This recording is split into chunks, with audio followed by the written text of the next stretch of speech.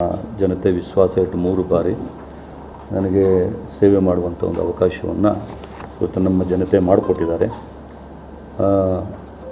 ಇವತ್ತು ನಮ್ಮ ತಾಲೂಕಿನಲ್ಲಿ ಕೆಲವೊಂದು ರಸ್ತೆಗಳು ಇನ್ನೂ ಕೂಡ ಡಾಂಬರೀಕರಣ ಆಗಬೇಕಾಗಿತ್ತು.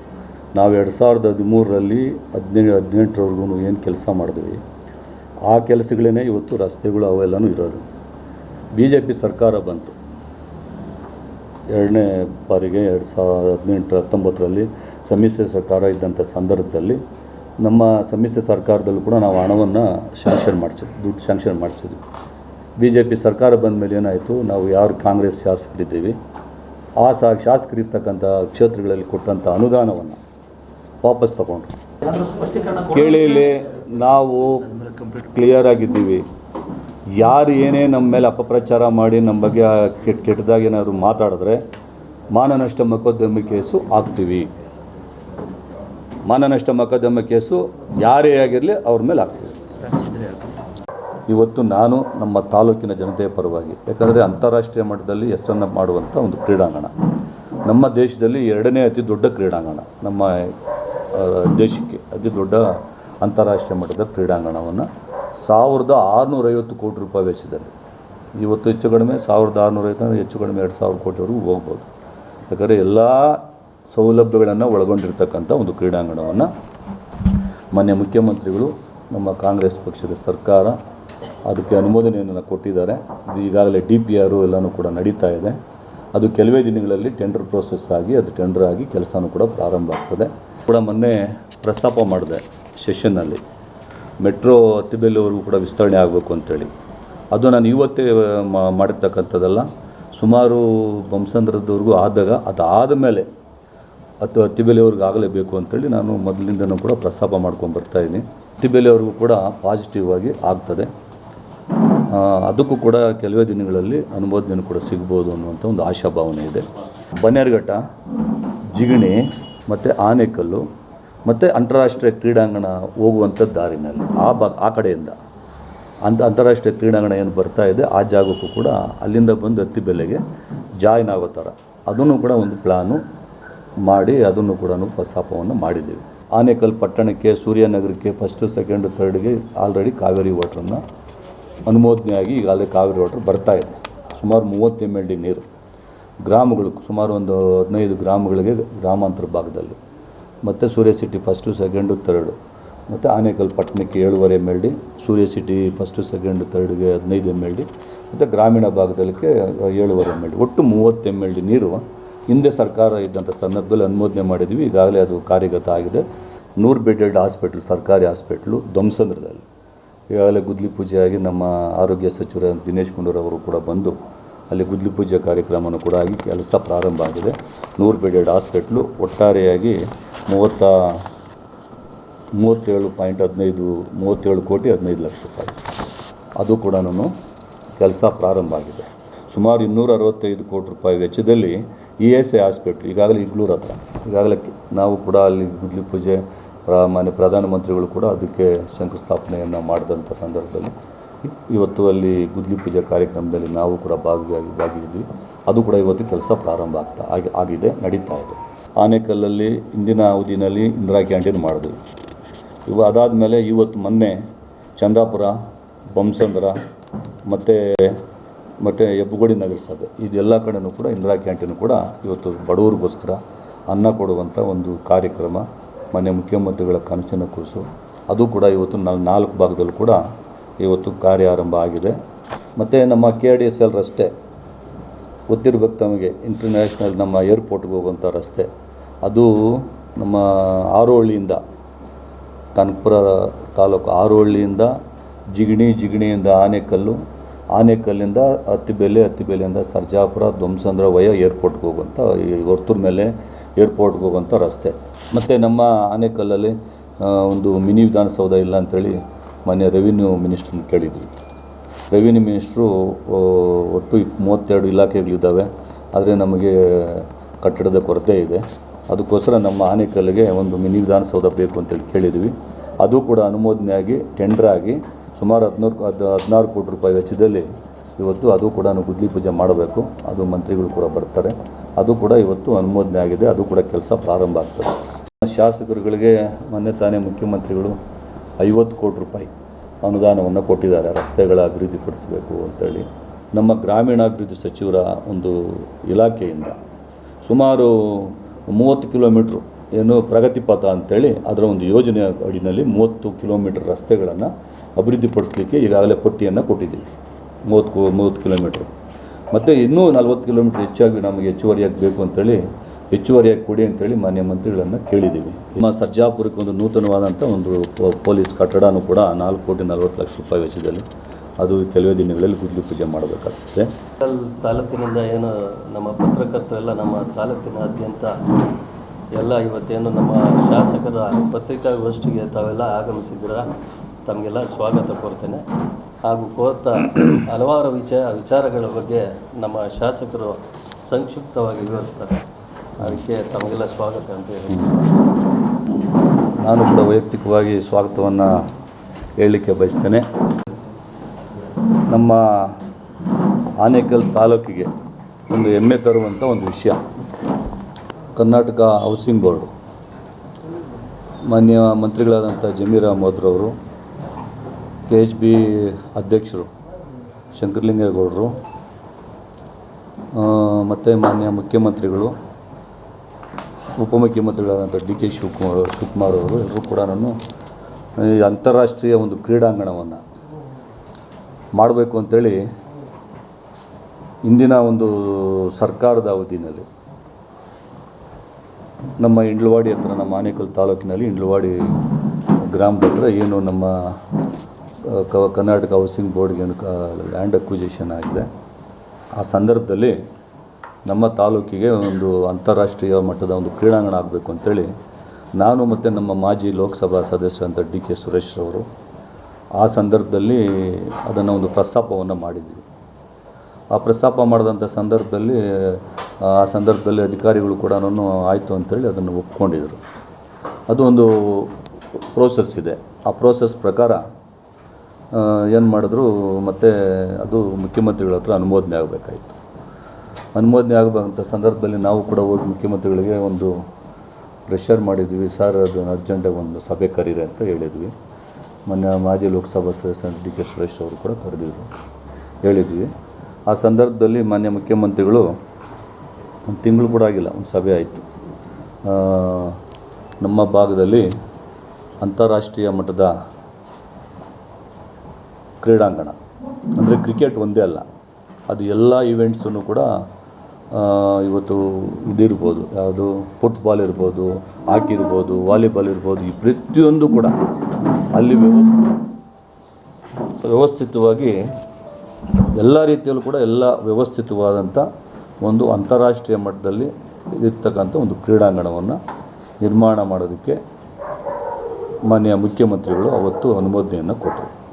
ನಾನು ಅನುಮೋದನೆ ಕೊಟ್ಟ ಮೇಲೆ ಸ್ವಲ್ಪ ನಮ್ಮಗಳಿಗೆ ಬೇರೆ ಬೇರೆ ಕೆಲಸ ಇದರಿಂದ ನಾನು ಅವರಿಗೆ ಅಭಿನಂದನೆ ಸಲ್ಲಿಸಲಿಕ್ಕೆ ಆಗಲಿಲ್ಲ.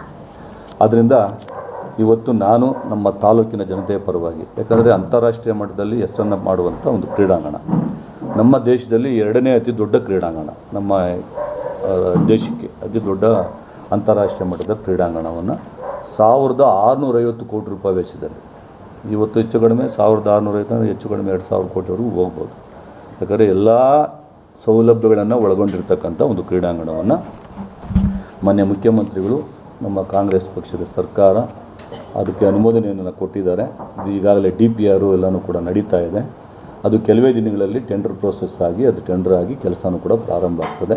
ಅದಕ್ಕೋಸ್ಕರ ನಮ್ಮ ತಾಲೂಕಿನ ಜನತೆಯ ಪರವಾಗಿ ಮಾನ್ಯ ಮುಖ್ಯಮಂತ್ರಿಗಳಾದಂಥ ಸನ್ಮಾನ್ಯ ಸಿದ್ದರಾಮಯ್ಯನವರಿಗೆ, ಇದಕ್ಕೆ ಸಂಪೂರ್ಣವಾಗಿ ಸಹಕಾರ ನೀಡಿದಂಥ ಮಾನ್ಯ ಉಪಮುಖ್ಯಮಂತ್ರಿಗಳಾದಂಥ DK ಶಿವಕುಮಾರ್ ಅವರಿಗೆ, ಮತ್ತು ನಾವು ಏನು ಮನವಿಯನ್ನು ಮಾಡಿದಂಥ ಸಂದರ್ಭದಲ್ಲಿ ಇದಕ್ಕೆ ಒತ್ತನ್ನು ಕೊಟ್ಟಂಥ ನಮ್ಮ ಜಮೀರ್ ಅಹಮದ್ ರವರು, ವಸತಿ ಸಚಿವರು ಅವರಿಗೆ, ಮತ್ತು KHB ಅಧ್ಯಕ್ಷರಾದಂಥ ಶಂಕರಲಿಂಗೇಗೌಡರಿಗೆ, ಇವರಿಗೆ ನಾನು ನಮ್ಮ ತಾಲೂಕಿನ ಜನತೆಯ ಪರವಾಗಿ ವಿಶೇಷವಾಗಿ ಅಭಿನಂದನೆಗಳನ್ನು ಸಲ್ಲಿಸ್ತೇನೆ. ಯಾಕಂದರೆ ಇದು ಶಾಶ್ವತವಾಗಿ ಉಳಿಯುವಂಥ ಒಂದು ಕಾರ್ಯಕ್ರಮ. ಇವು ನಮ್ಮ ತಾಲೂಕಿನಲ್ಲಿ ಬರ್ತಾಯಿದೆ ಅಂದರೆ ನಾವೆಲ್ಲರೂ ಕೂಡ ತುಂಬ ಹೆಮ್ಮೆ ಪಡುವಂಥದ್ದು. ಇವತ್ತು ಎಲ್ಲ ರೀತಿಯಲ್ಲೂ ಇಂಥ ಒಂದು ಕ್ರೀಡಾಂಗಣ ಆಗ್ತಾ ಇರೋದಕ್ಕೆ ಮುಖ್ಯಮಂತ್ರಿಗಳು ಹಿಂದೂ ಮುಂದೆ ನೋಡದೆ ನಾವು ಹೇಳಿದಂಥ ಒಂದು ಮಾತಿಗೆ ಬೆಲೆ ಕೊಟ್ಟು ಇವತ್ತು ಅನುಮೋದನೆಯನ್ನು ಕೊಟ್ಟಿದ್ದಾರೆ. ನಮ್ಮ ತಾಲೂಕಿನ ಸಮಸ್ತ ಜನತೆಯ ಪರವಾಗಿ ಮುಖ್ಯಮಂತ್ರಿಗಳಾದಂಥ ಸಿದ್ದರಾಮಯ್ಯನವರಿಗೆ, ಉಪಮುಖ್ಯಮಂತ್ರಿಗಳಾದಂಥ DK ಶಿವಕುಮಾರ್ ಅವರಿಗೆ, ವಸತಿ ಸಚಿವರಾದಂಥ ಜಮೀರ್ ಅಹಮದ್ ಅವರಿಗೆ, ಅಧ್ಯಕ್ಷರಾದಂಥ ಶಂಕರಲಿಂಗೇಗೌಡರಿಗೆ ಇದು ಸಹಕಾರ ಕೊಟ್ಟು, ಯಾಕಂದರೆ ಮೊದಲನೇದಾಗಿ ನಾವು ಮತ್ತು ಮೊನ್ನೆ DK ಸುರೇಶ್ ಅವರು ಅದನ್ನು ಪ್ರಸ್ತಾಪ ಮಾಡಿದ್ದು ಆ ಸಂದರ್ಭದಲ್ಲಿ, ಅದು ಅಕ್ವಿಜಿಷನ್ ಆಗುವಂಥ ಸಂದರ್ಭದಲ್ಲಿ. ಅದಕ್ಕೆ ಮಾನ್ಯ DK ಸುರೇಶ್ ಅವರು ಕೂಡ ನಾನು ಈ ಸಂದರ್ಭದಲ್ಲಿ ಅಭಿನಂದನೆಗಳನ್ನು ಸಲ್ಲಿಸ್ತೇನೆ. ಅದೇ ರೀತಿಯಾಗಿ ನಾನು ಕೂಡ ಮೊನ್ನೆ ಪ್ರಸ್ತಾಪ ಮಾಡಿದೆ ಸೆಷನ್ನಲ್ಲಿ, ಮೆಟ್ರೋ ಅತ್ತಿಬೆಲೆವರೆಗೂ ಕೂಡ ವಿಸ್ತರಣೆ ಆಗಬೇಕು ಅಂತೇಳಿ. ಅದು ನಾನು ಇವತ್ತೇ ಮಾಡಿರ್ತಕ್ಕಂಥದ್ದಲ್ಲ, ಸುಮಾರು ಬೊಮ್ಮಸಂದ್ರದವರೆಗೂ ಆದಾಗ ಅದಾದ ಮೇಲೆ ಅತ್ತಿಬೆಲೆವರೆಗೂ ಆಗಲೇಬೇಕು ಅಂತೇಳಿ ನಾನು ಮೊದಲಿಂದನೂ ಕೂಡ ಪ್ರಸ್ತಾಪ ಮಾಡ್ಕೊಂಡು ಬರ್ತಾಯಿದ್ದೀನಿ. ಅದಕ್ಕೆ ಬೇಕಾಗಿರ್ತಕ್ಕಂಥ ಯಾವ ರೀತಿಯಾಗಿ ಮಾಡಬೇಕು ಅನ್ನುವಂಥದ್ದನ್ನೆಲ್ಲನೂ ಕೂಡ ಮಾನ್ಯ ಮುಖ್ಯಮಂತ್ರಿಗಳು ಕೂಡ ಉಪಮುಖ್ಯಮಂತ್ರಿಗಳಿಗೆ ಬರ್ತದೆ. ಅದನ್ನು ಪ್ರಸ್ತಾಪವನ್ನು ಈ ಥರ ಆಗಬೇಕು ಅಂತೇಳಿ ಪ್ರಸ್ತಾವನೆಯನ್ನು ಮಾನ್ಯ ಸೆಂಟ್ರಲ್ ಗೌರ್ಮೆಂಟ್ಗೆ ಕಳಿಸಿದ್ದಾರೆ. ಅದು ಕೂಡ ನನ್ನ ಪ್ರಕಾರ ಪಾಸಿಟಿವ್ ಆಗಿ ಆಗ್ತದೆ. ಅತ್ತಿಬೆಲೆವರೆಗೂ ಕೂಡ ಪಾಸಿಟಿವ್ ಆಗಿ ಆಗ್ತದೆ. ಅದಕ್ಕೂ ಕೂಡ ಕೆಲವೇ ದಿನಗಳಲ್ಲಿ ಅನುಮೋದನೆ ಕೂಡ ಸಿಗ್ಬೋದು ಅನ್ನುವಂಥ ಒಂದು ಆಶಾಭಾವನೆ ಇದೆ. ಅದು ಅತ್ತಿಬೆಲೆವರೆಗೂ, ಬೊಮ್ಮಸಂದ್ರದಿಂದ ಅತ್ತಿಬೆಲೆವರೆಗೂ. ಅದ್ರ ಜೊತೆಯಲ್ಲೇ ಇನ್ನೂ ಒಂದು ಪ್ರಸ್ತಾಪವನ್ನು ಕೂಡ ನಾವು ಮಾಡಿದ್ದೀವಿ. ಇವತ್ತು ಗೊಟ್ಟಿಗೆರೆವರೆಗೂ ಕೂಡ ಆ ಒಂದು ಮೆಟ್ರೋ, ಕೊಟ್ಟಿಗೆರೆವರೆಗೂ ಕೂಡ ಇವತ್ತು ಮೆಟ್ರೋ ಆಗಿದೆ. ಅದನ್ನು ಬನ್ನೇರುಘಟ್ಟ, ಜಿಗಣಿ ಮತ್ತು ಆನೇಕಲ್ಲು ಮತ್ತು ಅಂತಾರಾಷ್ಟ್ರೀಯ ಕ್ರೀಡಾಂಗಣ ಹೋಗುವಂಥ ದಾರಿನಲ್ಲಿ ಆ ಕಡೆಯಿಂದ ಅಂತಾರಾಷ್ಟ್ರೀಯ ಕ್ರೀಡಾಂಗಣ ಏನು ಬರ್ತಾ ಇದೆ ಆ ಜಾಗಕ್ಕೂ ಕೂಡ ಅಲ್ಲಿಂದ ಬಂದು ಅತ್ತಿಬೆಲೆಗೆ ಜಾಯ್ನ್ ಆಗೋ ಥರ ಅದನ್ನು ಕೂಡ ಒಂದು ಪ್ಲ್ಯಾನು ಮಾಡಿ ಅದನ್ನು ಕೂಡ ಪ್ರಸ್ತಾಪವನ್ನು ಮಾಡಿದ್ದೀವಿ. ಅದು ಕೂಡ ಆಗುವಂಥದ್ದಕ್ಕಿದೆ. ಯಾಕಂದರೆ ಅಂತಾರಾಷ್ಟ್ರೀಯ ಕ್ರೀಡಾಂಗಣ ಮಾಡಿದಾಗ ಮೆಟ್ರೋ ಅವಶ್ಯಕತೆ ಇದೆ. ಅದನ್ನು ಕೂಡ ಪ್ರಸ್ತಾಪವನ್ನು ಮಾಡಿದ್ದೇವೆ. ಅದ್ರ ಜೊತೆಯಲ್ಲಿ ಅದಕ್ಕೆ ನಮ್ಮ ಉತ್ತರ ಕೊಡುವಂಥ ಸಂದರ್ಭದಲ್ಲಿ ಮಾನ್ಯ ಉಪಮುಖ್ಯಮಂತ್ರಿ DK ಶಿವಕುಮಾರ್ ಅವರು ಪಾಸಿಟಿವ್ ಆಗಿ ನಮಗೆ ಉತ್ತರವನ್ನು ಕೊಟ್ಟಿದ್ದಾರೆ. ಅದು ಸುಮಾರು ವರ್ಷಗಳಿಂದ ನಾನು ಅವ್ರ ಪ್ರಸ್ತಾಪವನ್ನು ಮಾಡಿದ್ದೇನೆ, 2 ವರ್ಷಗಳಿಂದಲೂ ಕೂಡ. ಅದಕ್ಕೂ ಕೂಡ ಅದು ಒಂದು ಕೂಡ ಆಗ್ತಾಯಿದೆ. ಅದಕ್ಕೂ ಕೂಡ ನಾನು ಅಭಿನಂದನೆಗಳನ್ನು ಸಲ್ಲಿಸ್ತೀನಿ. ಯಾಕಂದರೆ ಒಂದು ಕೆಲಸ ಮಾಡಿದಾಗ ನಾವು ಕೃತಜ್ಞತೆ ಸಲ್ಲಿಸುವಂಥದ್ದು ನಮ್ಮ ಒಂದು ಕರ್ತವ್ಯ. ಅದಕ್ಕೋಸ್ಕರ ಅದಕ್ಕೂ ಕೂಡ ಅದೇ ರೀತಿಯಾಗಿ ನಮ್ಮ ಸರ್ಕಾರ ಬಂದ ತಕ್ಷಣ, ಮೊನ್ನೆ 2023 ಸರ್ಕಾರ ಬಂದ ತಕ್ಷಣ ಹಿಂದೆ ಆಲ್ರೆಡಿ ನಾವು ಆನೇಕಲ್ ಪಟ್ಟಣಕ್ಕೆ, ಸೂರ್ಯನಗರಕ್ಕೆ ಫಸ್ಟು, ಸೆಕೆಂಡು, ಥರ್ಡ್ಗೆ ಆಲ್ರೆಡಿ ಕಾವೇರಿ ವಾಟ್ರನ್ನು ಅನುಮೋದನೆಯಾಗಿ ಈಗಾಗಲೇ ಕಾವೇರಿ ವಾಟ್ರ್ ಬರ್ತಾಯಿದೆ. ಸುಮಾರು 30 MLD ನೀರು ಗ್ರಾಮಗಳು, ಸುಮಾರು ಒಂದು 15 ಗ್ರಾಮಗಳಿಗೆ ಗ್ರಾಮಾಂತರ ಭಾಗದಲ್ಲಿ, ಮತ್ತು ಸೂರ್ಯ ಸಿಟಿ ಫಸ್ಟು, ಸೆಕೆಂಡು, ಥರ್ಡು, ಮತ್ತು ಆನೇಕಲ್ ಪಟ್ಟಣಕ್ಕೆ 7.5 MLD, ಸೂರ್ಯ ಸಿಟಿ ಫಸ್ಟು, ಸೆಕೆಂಡು, ಥರ್ಡ್ಗೆ 15 MLD, ಮತ್ತು ಗ್ರಾಮೀಣ ಭಾಗದಲ್ಲಿಗೆ 7.5 MLD, ಒಟ್ಟು 30 MLD ನೀರು ಹಿಂದೆ ಸರ್ಕಾರ ಇದ್ದಂಥ ಸಂದರ್ಭದಲ್ಲಿ ಅನುಮೋದನೆ ಮಾಡಿದ್ವಿ. ಈಗಾಗಲೇ ಅದು ಕಾರ್ಯಗತ ಆಗಿದೆ. ಆದ್ದರಿಂದ ಜನಗಳಿಗೆ ಅನುಕೂಲ ಆಗ್ತಾಯಿದೆ ಆನೇಕಲ್ಲಲ್ಲಿ. ಅದು ಬಿಟ್ಟು ಇಡೀ ನಮ್ಮ ಆನೇಕಲ್ಲು ತಾಲೂಕಿಗೆ ಇವತ್ತು ಜಿಗಣಿ ಹೋಬಳಿ ಇರ್ಬೋದು, ಮತ್ತು ನಮ್ಮ ಆನೇಕಲ್ನ ತಾಲೂಕಿನ ಸರ್ಜಾಪುರ ಹೋಬಳಿ ಇರ್ಬೋದು, ಅತ್ತಿಬೆಲೆ ಹೋಬಳಿ ಇರ್ಬೋದು, ಕಸಬಾ ಇರ್ಬೋದು, ಎಲ್ಲ ಫುಲ್ಲು ಎಲ್ಲ ಕಡೆಯೂ ಕೂಡ ಕಾವೇರಿ ವಾಟ್ರನ್ನು ಕೊಡಬೇಕು. ಯಾಕೆಂದರೆ ನಮ್ಮಲ್ಲಿ ಯಾವುದೇ ನದಿ ಮೂಲ ಇಲ್ಲ, ಹೊಳೆ ಮೂಲ ಇಲ್ಲ. ಆದರೆ ಜನಗಳಿಗೆ ತುಂಬ ಬೋರ್ವೆಲ್ಲನ್ನು ನಂಬ್ಕೊಂಡಿರ್ತಕ್ಕಂಥ ಜನ ಅಂಥೇಳಿ ನಾನು ಅದ್ರ ಬಗ್ಗೆಯೂ ಕೂಡ ಮನವಿಯನ್ನು ಮಾಡಿದ್ದೆ.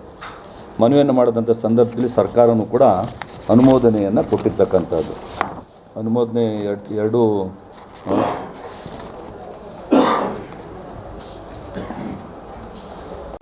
ಕೇಂದ್ರ ಸರ್ಕಾರಕ್ಕೆ ಅಪ್ರೂವ್ಗೆ ಹೋಗಿದೆ.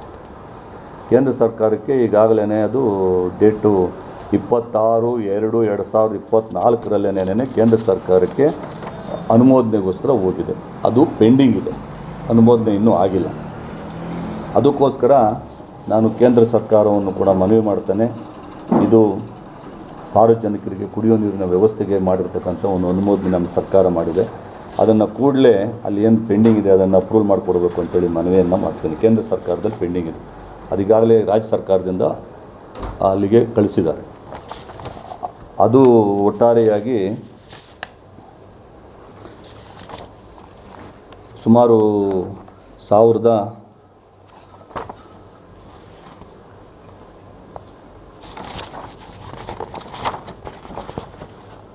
ನಮ್ಮ ಆನೇಕಲ್ಗೆ ಒಟ್ಟಾರೆಯಾಗಿ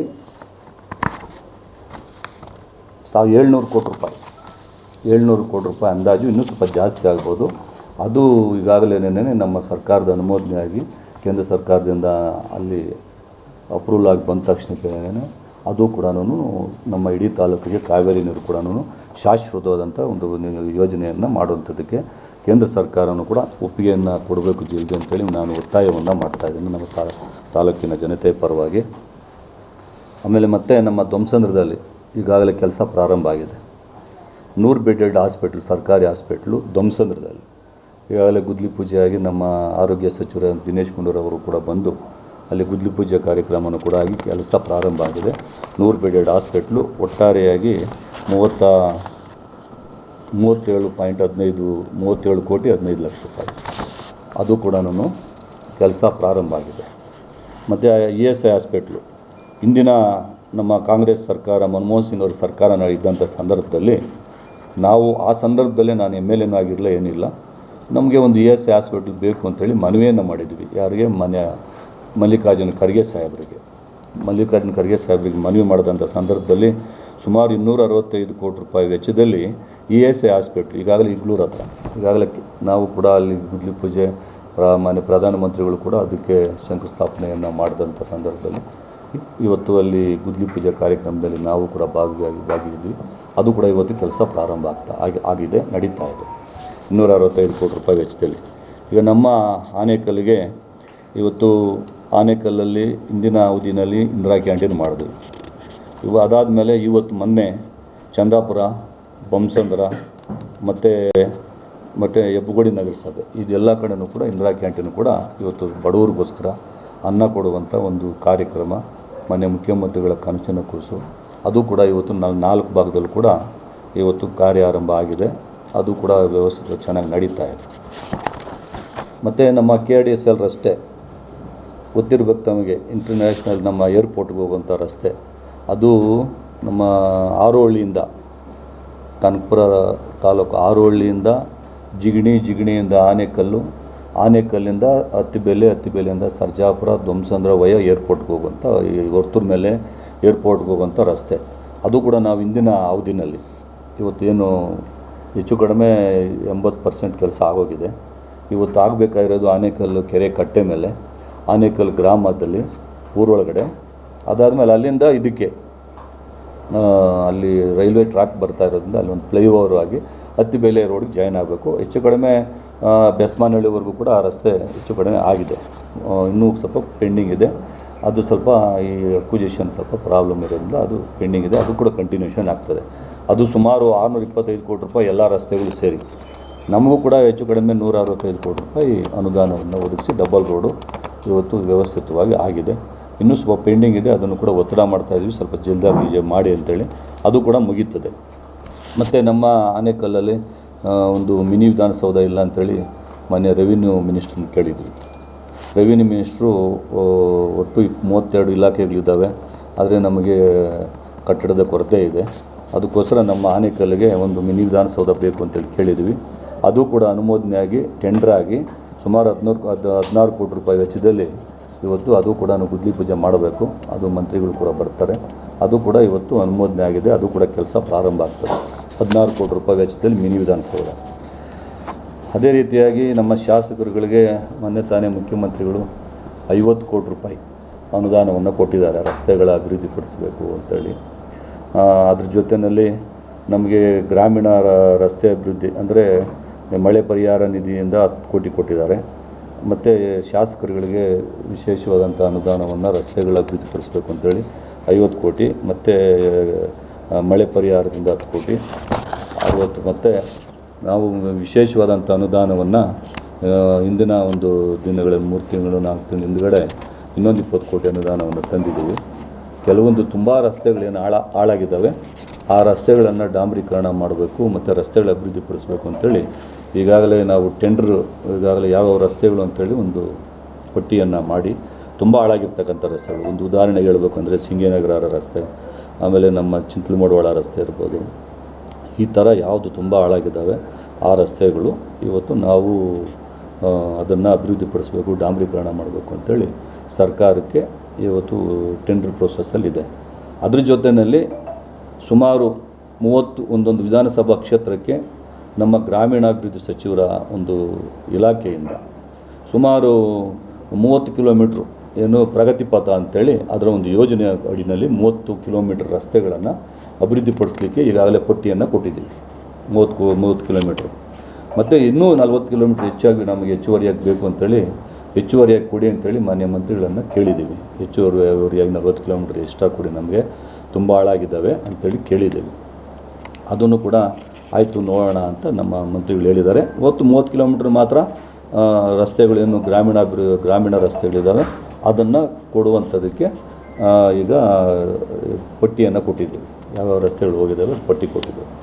ಮತ್ತು ಇವತ್ತು ಇಡೀ ನಮ್ಮ ಬೆಂಗಳೂರು ನಗರದಲ್ಲೇ ತುಂಬ ಅದ್ಭುತವಾದಂಥ ಒಂದು ಅಂಬೇಡ್ಕರ್ ಭವನ ಏನು ಬೆಂಗಳೂರಲ್ಲಿದೆ ಮತ್ತು ಮೈಸೂರಲ್ಲಿದೆ, ದೇವನಹಳ್ಳಿ ಹತ್ರ ಇದೆ. ಇದು ನಮ್ಮದು 4ನೇದು. ಅಂದರೆ ಸುಮಾರು 17,40,00,000 ರೂಪಾಯಿ ವೆಚ್ಚದಲ್ಲಿ ಮುಗಿಯುವ ಹಂತದಲ್ಲಿದೆ ಅಂಬೇಡ್ಕರ್ ಭವನ. ಸ್ವಲ್ಪ ಕೆಲಸ ಇದೆ. ಅದು ಕೂಡ ಕೆಲವೇ ದಿನಗಳಲ್ಲಿ ಮುಗಿದು ಅದನ್ನು ಮಾನ್ಯ ಮುಖ್ಯಮಂತ್ರಿಗಳನ್ನು ಕರೆಸಿ ಮುಖ್ಯಮಂತ್ರಿಗಳ ಮುಖಾಂತರ ಅದನ್ನು ಉದ್ಘಾಟನೆಯನ್ನು ಕೂಡ ಮಾಡ್ತೇವೆ. ಮತ್ತು ಅದೇ ರೀತಿಯಾಗಿ ಸುಮಾರು ನಮ್ಮ ಹೆಬ್ಬಗೋಡಿ ನಗರಸಭೆ, ಬೊಮ್ಮಸಂದ್ರ, ಚಂದಾಪುರ ಈ ಭಾಗಕ್ಕೆ ಕೆರೆಗಳು ಏನು ಮಲಿನವಾದಂಥ ನೀರು ಕೆರೆಗಳಿಗೆ ಹೋಗ್ತಾಯಿತ್ತು. ಆ ಕೆರೆಗಳಿಗೆ ಹೋಗುವಂಥ ಒಂದು ಸಂದರ್ಭದಲ್ಲಿ ಇವತ್ತು ನಮ್ಮ ಸರ್ಕಾರದ ವತಿಯಿಂದ ಅದೆಲ್ಲನೂ ಕೂಡ ಮಲಿನ ಆಗಬಾರ್ದು ಕೆರೆಗಳು ಅಂಥೇಳಿ ಅದನ್ನು ಡೈವರ್ಟ್ ಮಾಡಿ ಎಲ್ಲ ಕಡೆ UGD ಮಾಡಿ ಮತ್ತು STP ಮಾಡಿ ಆ ಎಲ್ಲ ಈ 3 ನಗರಸಭೆ ಮತ್ತು ಪುರಸಭೆ ಎರಡಕ್ಕೂ ಕೂಡ ಒಟ್ಟಾರೆಯಾಗಿ 194 ಕೋಟಿ ರೂಪಾಯಿ ವೆಚ್ಚದಲ್ಲಿ ಈಗಾಗಲೇ UGD ಕೆಲಸ ಹೆಬ್ಬಗೋಡಿನಲ್ಲೆಲ್ಲ ಪ್ರಾರಂಭ ಆಗಿದೆ. ಅದೇ ಥರನೇ ಚಂದಾಪುರದಲ್ಲೂ ಕೂಡ ಪ್ರಾರಂಭ ಆಗಿದೆ. ಈ ಮುಖ್ಯ ರಸ್ತೆಯಲ್ಲೆಲ್ಲ 194 ಕೋಟಿ ರೂಪಾಯಿ ವೆಚ್ಚದಲ್ಲಿ ಇವತ್ತು UGD ಕೆಲಸ 2 ಪುರಸಭೆ 1 ನಗರಸಭೆ. ಅದೇ ರೀತಿಯಾಗಿ ನಮ್ಮ ಸರ್ಜಾಪುರಕ್ಕೆ ಒಂದು ನೂತನವಾದಂಥ ಒಂದು ಪೊಲೀಸ್ ಕಟ್ಟಡನೂ ಕೂಡ 4,40,00,000 ರೂಪಾಯಿ ವೆಚ್ಚದಲ್ಲಿ ಅದು ಕೆಲವೇ ದಿನಗಳಲ್ಲಿ ಗುದ್ಲಿ ಪೂಜೆ ಮಾಡಬೇಕಾಗ್ತದೆ. ಅದೇ ರೀತಿಯಾಗಿ ನಮ್ಮ ಸರ್ಕಾರದ ಗ್ಯಾರಂಟಿ ಯೋಜನೆಗಳು ಇವತ್ತು ಜನರಿಗೆ ತುಂಬ ಬಡತನದಲ್ಲಿರ್ತಕ್ಕಂಥ ಜನಗಳಿಗೆ ಇವತ್ತು ಗ್ಯಾರಂಟಿ ಯೋಜನೆಗಳು ಏನಿದೆ ಅಂತ ಹೇಳಿದ್ರೆ ಅದರಿಂದ ತುಂಬ ಜನಗಳಿಗೆ ಸಹಾಯ ಆಗ್ತಾಯಿದೆ. ಇವತ್ತು 2,000 ರೂಪಾಯಿ ಒಟ್ಟಾರೆಯಾಗಿ ನಮ್ಮ ತಾಲೂಕಿನಲ್ಲಿ 82,440 ಜನಕ್ಕೆ ಇವತ್ತು ಒಂದು ತಿಂಗಳಿಗೆ 2,000 ರೂಪಾಯಿ ಒಂದು ಕುಟುಂಬದಲ್ಲಿ ಒಬ್ಬರಿಗೆ ಹೋಗ್ತಾಯಿದೆ. 2,000 ರೂಪಾಯಿ ಅದು ಒಟ್ಟಾರೆಯಾಗಿ 16.49 ಕೋಟಿ ನಮ್ಮ ತಿಂಗಳಿಗೆ ಅದರ ಹಣ ನಮ್ಮ ತಾಲೂಕಿಗೆ ಬರ್ತಾ ಇರ್ತಕ್ಕಂಥದ್ದು 16.49 ಕೋಟಿ ರೂಪಾಯಿ ಇವತ್ತು ತಿಂಗಳಿಗೆ ಬರ್ತಾಯಿದೆ ನಮ್ಮ ತಾಲೂಕಿನ ಜನತೆಗೆ. ಅದೇ ರೀತಿಯಾಗಿ ಅನ್ನಭಾಗ್ಯ ಯೋಜನೆಯಲ್ಲಿ ಒಟ್ಟಾರೆಯಾಗಿ 77,670 ಕುಟುಂಬಕ್ಕೆ ಇವತ್ತು 10 kg ಅಕ್ಕಿ ಫ್ರೀಯಾಗಿ ಸರ್ಕಾರದಿಂದ ಇವತ್ತು ಸಿಗ್ತಾಯಿದೆ. 10 kg ಅಕ್ಕಿ ಫ್ರೀಯಾಗಿ ಅದು 2,44,633 ಮಂದಿ ಆಹಾರ ಧಾನ್ಯವನ್ನು ಇವತ್ತು ಅಕ್ಕಿಗಳ ಮತ್ತು ರಾಗಿ ಇದನ್ನು ಪಡಿತಾ ಇದ್ದಾರೆ ನಮ್ಮ ತಾಲೂಕಿನಲ್ಲಿ. ಅದೇ ರೀತಿಯಾಗಿ ಗೃಹ ಜ್ಯೋತಿ ಯೋಜನೆ ಅಡಿನಲ್ಲಿ ನಮ್ಮ ಆನೇಕಲ್ ತಾಲೂಕಿನಲ್ಲಿ ಇವತ್ತು 2,35,280 ಮನೆಗಳಿಗೆ ಇವತ್ತು 200 ಯೂನಿಟ್ ಕರೆಂಟು ಫುಲ್ ಫ್ರೀಯಾಗಿ ಒಟ್ಟಾರೆಯಾಗಿ 13 ಕೋಟಿ ರೂಪಾಯಿ ಸರ್ಕಾರದಿಂದ ಅನುದಾನವನ್ನು ಅದಕ್ಕೆ ನಮ್ಮ ತಾಲೂಕಿಂದ ಕೊಡ್ತಾ ಇರ್ತಕ್ಕಂಥದ್ದು ಇನ್ನು ಗೃಹ ಜ್ಯೋತಿ ಯೋಜನೆ ಮುಖಾಂತರ. ಅದೇ ರೀತಿಯಾಗಿ ಶಕ್ತಿ ಯೋಜನೆಯಲ್ಲಿ ಈಗಾಗಲೇ ಎಲ್ಲರೂ ಕೂಡ ಬಸ್ಸುಗಳಲ್ಲಿ ಫ್ರೀಯಾಗಿ ಓಡಾಡ್ತಾ ಇದ್ದಾರೆ. ಅದರಿಂದನೂ ಕೂಡ ಜನಗಳಿಗೆ ಇವತ್ತು ಅನುಕೂಲ ಆಗ್ತಾಯಿದೆ ಸರ್ಕಾರದಿಂದ. ಅದೇ ರೀತಿಯಾಗಿ ಇವತ್ತು ನಮ್ಮ ಸರ್ಜಾಪುರದಲ್ಲಿ ಒಂದು ಸರ್ಕಾರಿ ಫೀಲ್ಡ್ ಇದೆ, ಅದನ್ನು ಒಂದು ಸ್ಟೇಡಿಯಂ ಮಾಡಬೇಕು ಅಂತೇಳಿ ಮಾನ್ಯ ಮುಖ್ಯಮಂತ್ರಿಗಳಲ್ಲಿ ಮನವಿ ಮಾಡಿದ್ದಾನೆ. ಮುಖ್ಯಮಂತ್ರಿಗಳು ಸಕಾರಾತ್ಮಕವಾಗಿ ಸ್ಪಂದನೆ ಮಾಡಿ ಅದನ್ನು ಬರೆದಿದ್ದಾರೆ. ಅದು ಕೂಡ ಪ್ರೋಸೆಸ್ಸಲ್ಲಿದೆ. ಅದೇ ರೀತಿಯಾಗಿ ASP ಗ್ರೌಂಡು ಕೂಡ 6,30,00,000 ರೂಪಾಯಿ ವೆಚ್ಚದಲ್ಲಿ ASB ಗ್ರೌಂಡು ಮತ್ತು 4,90,00,000 ರೂಪಾಯಿ ವೆಚ್ಚದಲ್ಲಿ ನಮ್ಮ ಸರ್ಜಾಪುರ ಗ್ರೌಂಡು ಮತ್ತು ಆನೇಕಲ್ ತಾಲೂಕಿನ ಕ್ರೀಡಾಂಗಣ ಅದು ಸುಮಾರು ದಿವಸದಿಂದ ಸ್ವಲ್ಪ ಪೆಂಡಿಂಗ್ ಆಗ್ತಾನೆ ಇದೆ. ಅದು ಕೂಡ 10 ಕೋಟಿ ರೂಪಾಯಿ ವೆಚ್ಚದಲ್ಲಿ ಬೇಕು ಅಂತೇಳಿ ಕೇಳಿದ್ದೀವಿ. ಸರ್ಕಾರದ ಒಂದು ಅನುದಾನಗಳ ಸ್ವಲ್ಪ ನೋಡಿಕೊಂಡು ಅದನ್ನು ಕೂಡ ಕೊಡ್ತೀವಿ ಅಂತ ಹೇಳಿದ್ದಾರೆ. ಮತ್ತು ರಾಜೀವ್ ಗಾಂಧಿ ವಸತಿ ನಿಗಮದಿಂದ 1 ಲಕ್ಷ ಬಹುಮಹಡಿ ವಸತಿ ಯೋಜನೆ ಅಡಿಯಲ್ಲಿ ಇವತ್ತು ನಮ್ಮ ಭಾಗದಲ್ಲಿ ತಾಲೂಕಿನ ಕೂಗೂರು ಗ್ರಾಮದಲ್ಲಿ ಇವತ್ತು ಬಿಲ್ಡಿಂಗ್ ಆಗಿದೆ, ಸುಮಾರು ಜನ ಬಡವರಿಗೆ ಅನುಕೂಲ ಆಗಿದೆ.